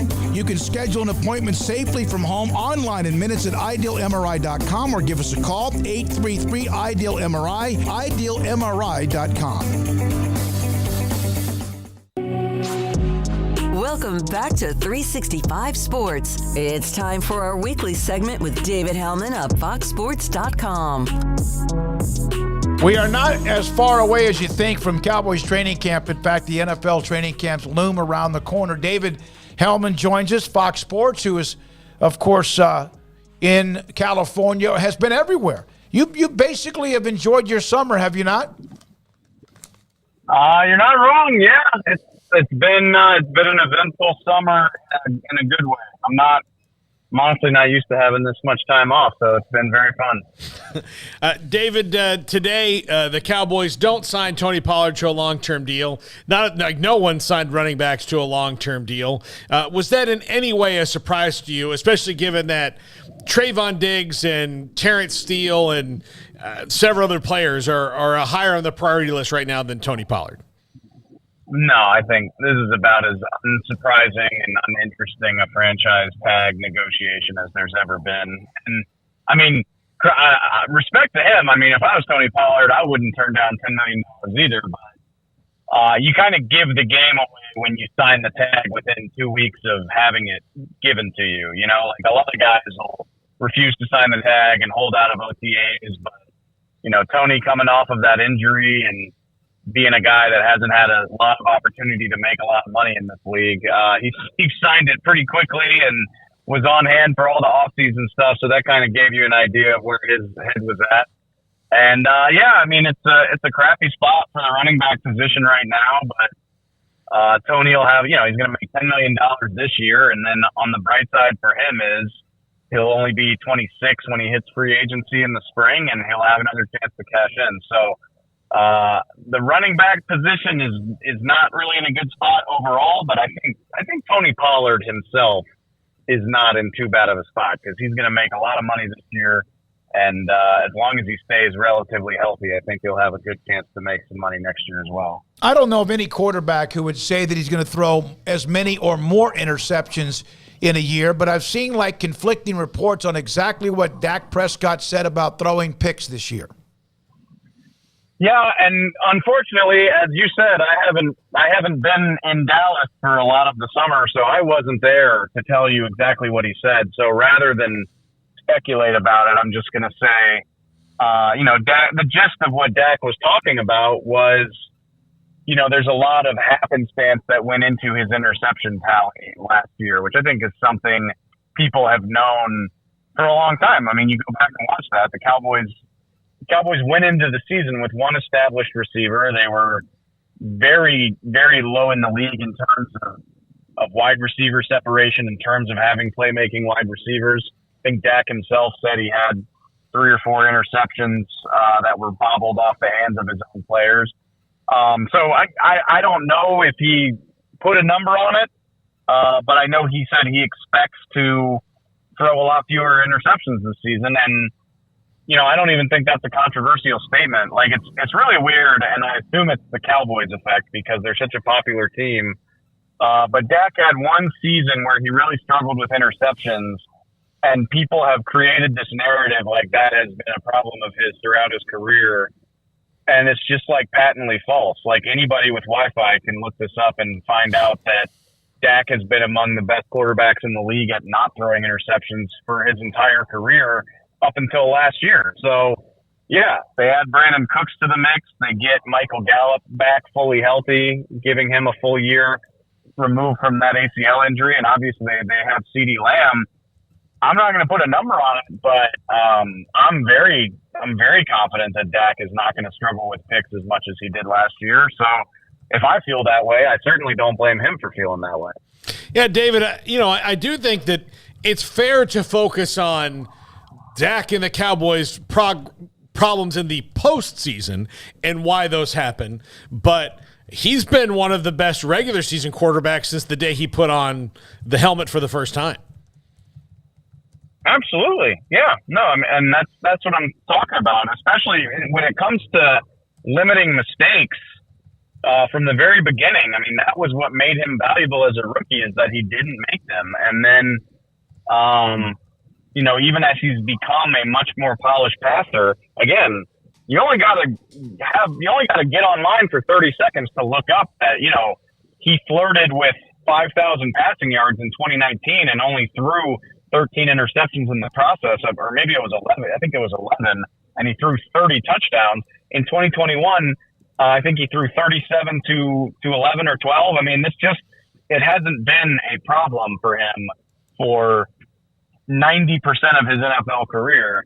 And, just by the way, the year that he really struggled with it was a year where he was really lacking in the pass catching department. So I don't think that is a coincidence.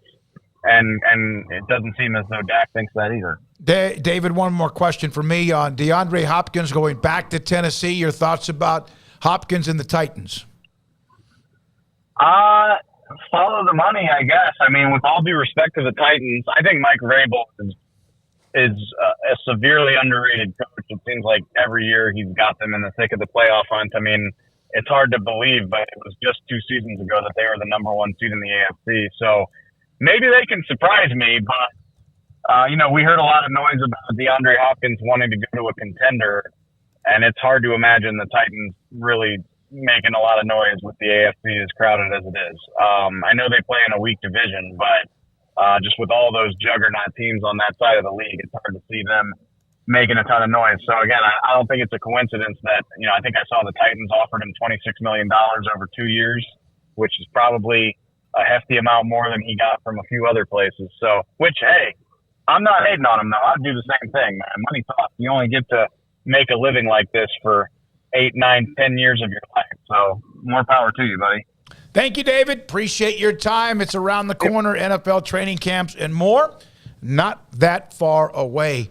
And it is kind of, in a way, the start of football season when you have the Big 12 media days and you have the SEC media days and Pac-12 at the end of the week with some interesting notes there, the Big 10 eventually, and then training camps not far away. By the way, Jack McKenzie sent us all a group text that Baylor will open up their football workouts on August 3rd, and all of that is now just 2 or 3 weeks away. When we come back, Paul Catalina's Top 5, and this is 365 Sports. The future's bright. The time is now. College is what you make it. It's a late-night pizza run and all-nighters coding a new project. It's having big dreams and making them a reality. It's a professor who knows your name and your story. It's preparation for your future, your calling, your life. And at Baylor, it's even more. Baylor, where lights shine bright.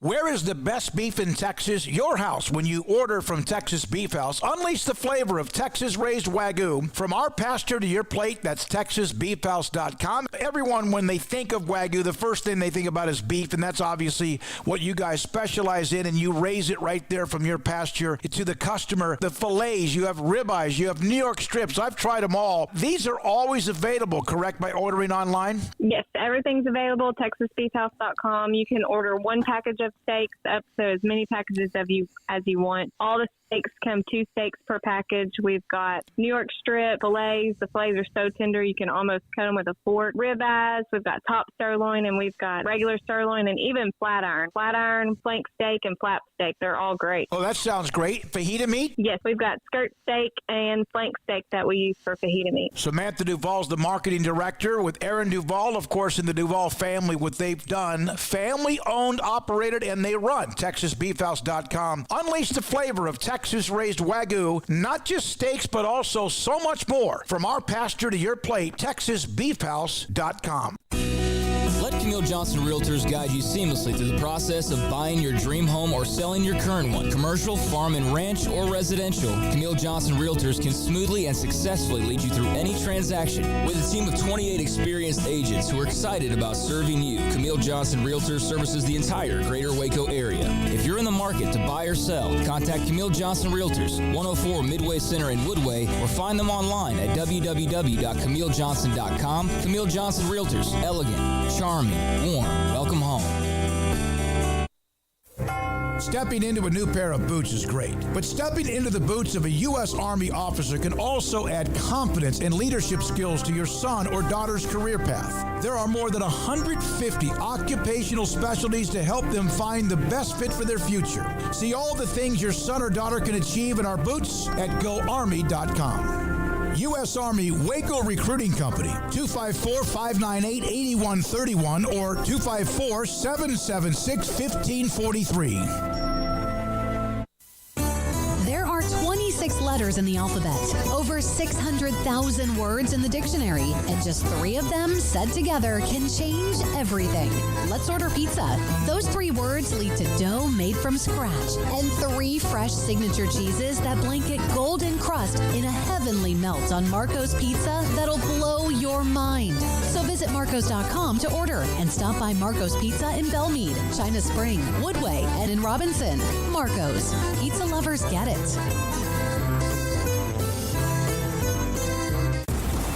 Did you know that 1 out of every 4 men have symptomatic low levels of testosterone and don't even know it? And if you think you're too young to worry about it, guess again. Low T levels can make you feel tired and grumpy, raise your cholesterol, and cause weight gain. Petty Clinic Low T can set up same-day blood screening and results. So if you're tired of being tired, call or go online at pettycliniclowt.com. It's a private clinic with an atmosphere catering to men. Affordable, only $165 a month, including lab work, office consultation, testosterone injections, and follow-up visits, compared to $300 or more a month in Dallas or Austin, and you don't have to drive 90 miles one way or the other and fight the traffic. Petty Clinic Low T has board-certified physician consultations and will provide the best form of brand-strength testosterone. Contact Petty Clinic Low T for increased energy, improvement in sexual desire and performance, mood, concentration, even a decrease in body and belly fat. Just off Highway 84 and Old Hewitt Drive in Woodway, PettyClinicLowT.com.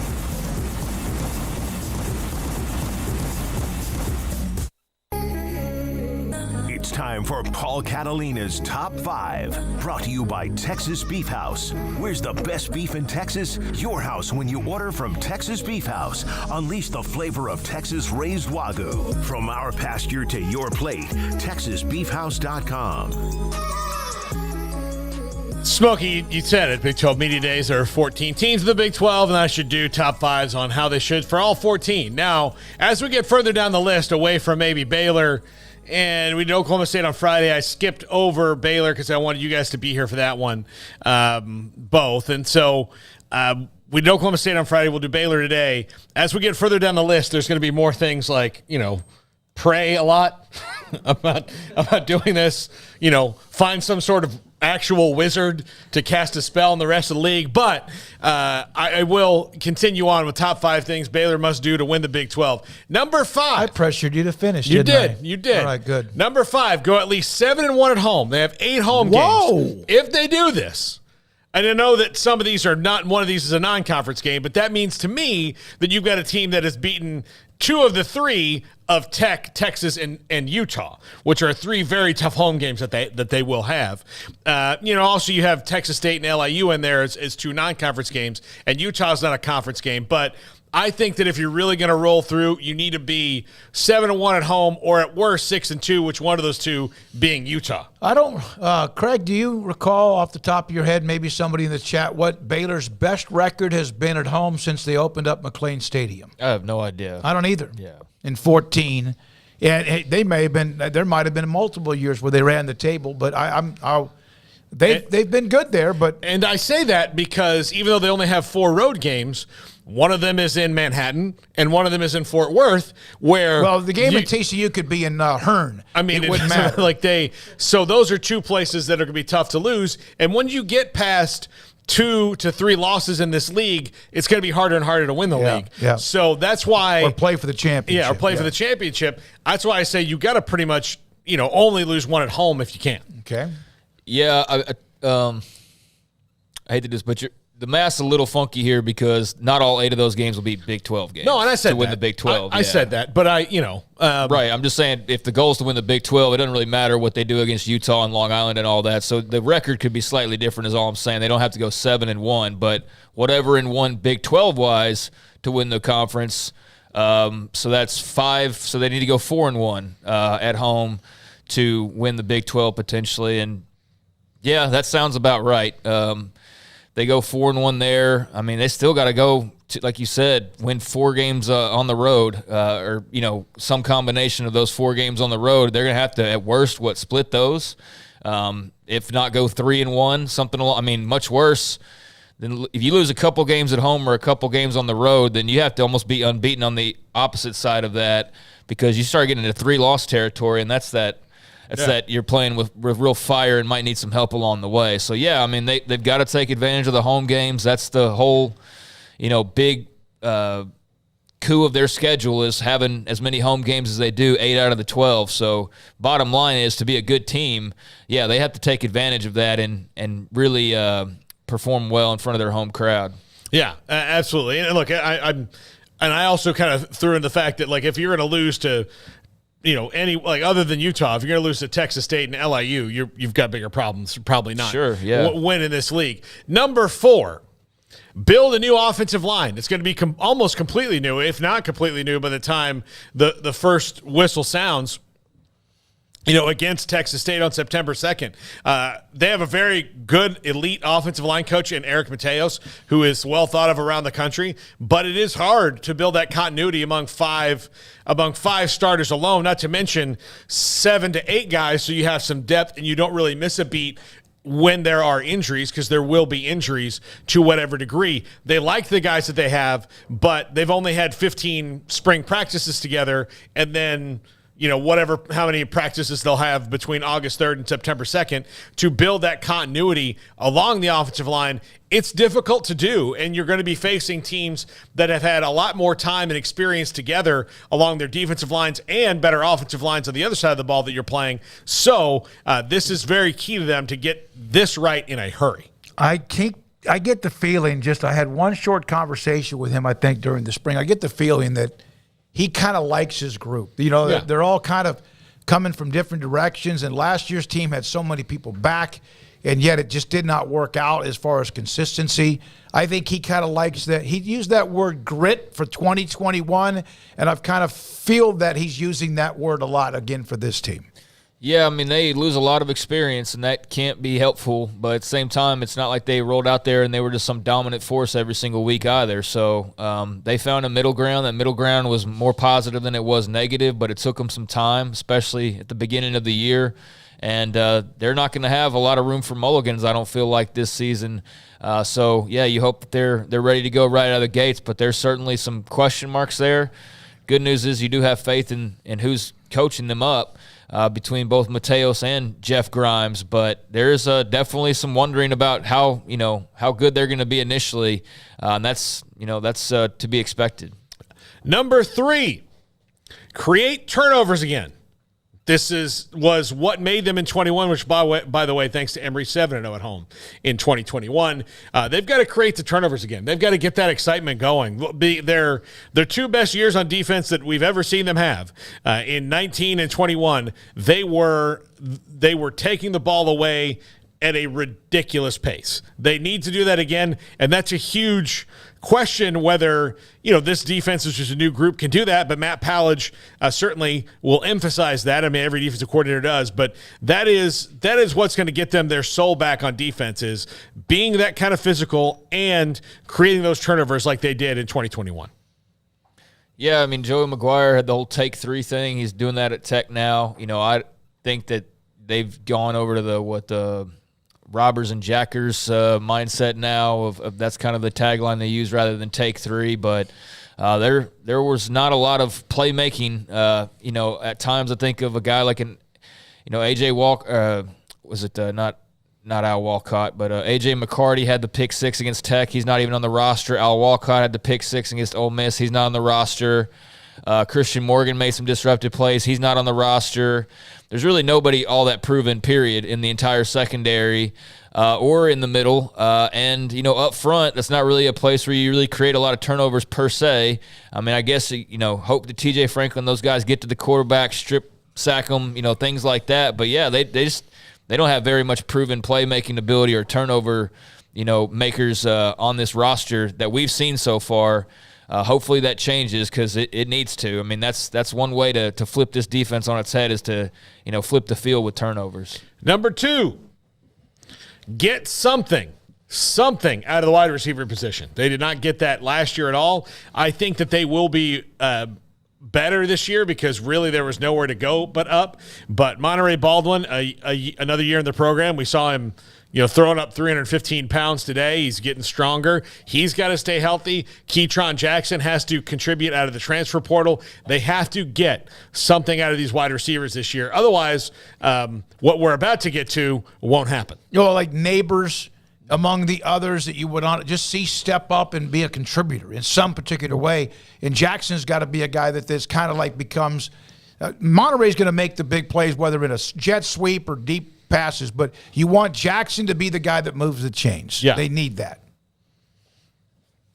I think they definitely need some boost in the wide receiver ranks. Had another coaching change there this past season, so hopefully now they've settled in and can get or not this past season, but 2 years ago, Dallas Baker now providing them some stability. Hopefully you can get to the point now where you're comfortable and the young guys have grown up and all of it's kind of coming together at the same time after a couple years of turnover and losing guys like Tyquan Thornton and all the rest. So, it's now.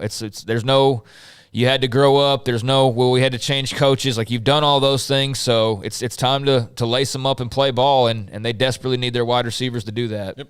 And number 1, if number 2 doesn't happen, number 1's going to be tough. Blake Shapen must improve. And I think everybody, it's the most important, obvious thing, but he's got to play better than he did last year. He has to make, he has to pick the right time to make those risky plays. He's got to, not slide when you need a third down late in the game against TCU. You've got to, he's just got to be better. He's got to be a better leader, and it appears that they've made an effort to do that. But again, that's something that has to be seen once they start the season against Texas State. Yeah, Aranda spoke about him at Big 12 Media Days and mentioned how he's taken all this on. I want to just see it happen. They're going to find out very quickly when they play Utah, not just Blake Shapen, but everything about Baylor football. They just need him to be able to put the team on the back on occasion and get something done. No matter how his career ended at Baylor, Charlie Brewer did that many times. The defense surely didn't hurt. Bohannon did that a few times, and the defense surely didn't hurt. And you'd like to see some of that from Blake Shapen. Yeah, he's simply got to get better. I don't think that this would, be anything but the top question for pretty much anybody who's following along with Baylor. I mean, this is the question. And, the thing of it is, people who would go ahead and make the call right now, I would have already benched him. Okay, and you watched Sawyer Robertson play how much? and you know for a fact he's better. Why? Because he's just a different guy. Like, I hate that whole argument of, well, he's had his chance. Like, you don't know if the next guy's that much better, do you? Everybody wanted Charlie Brewer out of town. Is Blake Shapen hands and shoulders above Charlie Brewer as a football player? No, he's not. I wouldn't say so. So, yeah, I mean, you know, you better hope that it works out because you never know what's behind door number 2, even if you think that, you know, eventually the prize behind door number 2 is going to be pretty good. But, yeah, Sawyer Robertson better be on call because he's going to be next man up, and I think we'll see him regardless. But this is Blake's time. I mean, it's not now or never, but as far as being the starting quarterback and having that, you know, locked down, it is. It is now or never, and you're not going to be guaranteed to win a third spring contest, you know, for the third consecutive year. So, you know, if he wants to make this his team while his eligibility is still in play, then he's got to lock it down early on this year and keep it throughout the rest of the way. All right, Paul, thank you very much. That's Baylor, the 5 things they need to be competitive. Oliver Crooms in the Super Chat. Lots of excitement at H-Town. Don't forget about them. Sorry, we are not on that list. We ain't no Rutgers or Vanderbilt, etc. Oliver, thank you very much. And Kim Coulter asking about where is retired stockbroker, whether or not he's gone back into the hospital. I do not have that information, Kim. I have not seen him, obviously, today in the chat. So speaking of which, we appreciate those of you, the Super Chats, and everybody that has been in it. For Levi Caraway, Graham Bronstein, Jack McKenzie, Garrett Ross, Emery Winter, Paul Catalina, Craig Smoak, our amazing sponsors, and you that help us do this every single day. I'm David Smoak. Good night. This is 365 Sports.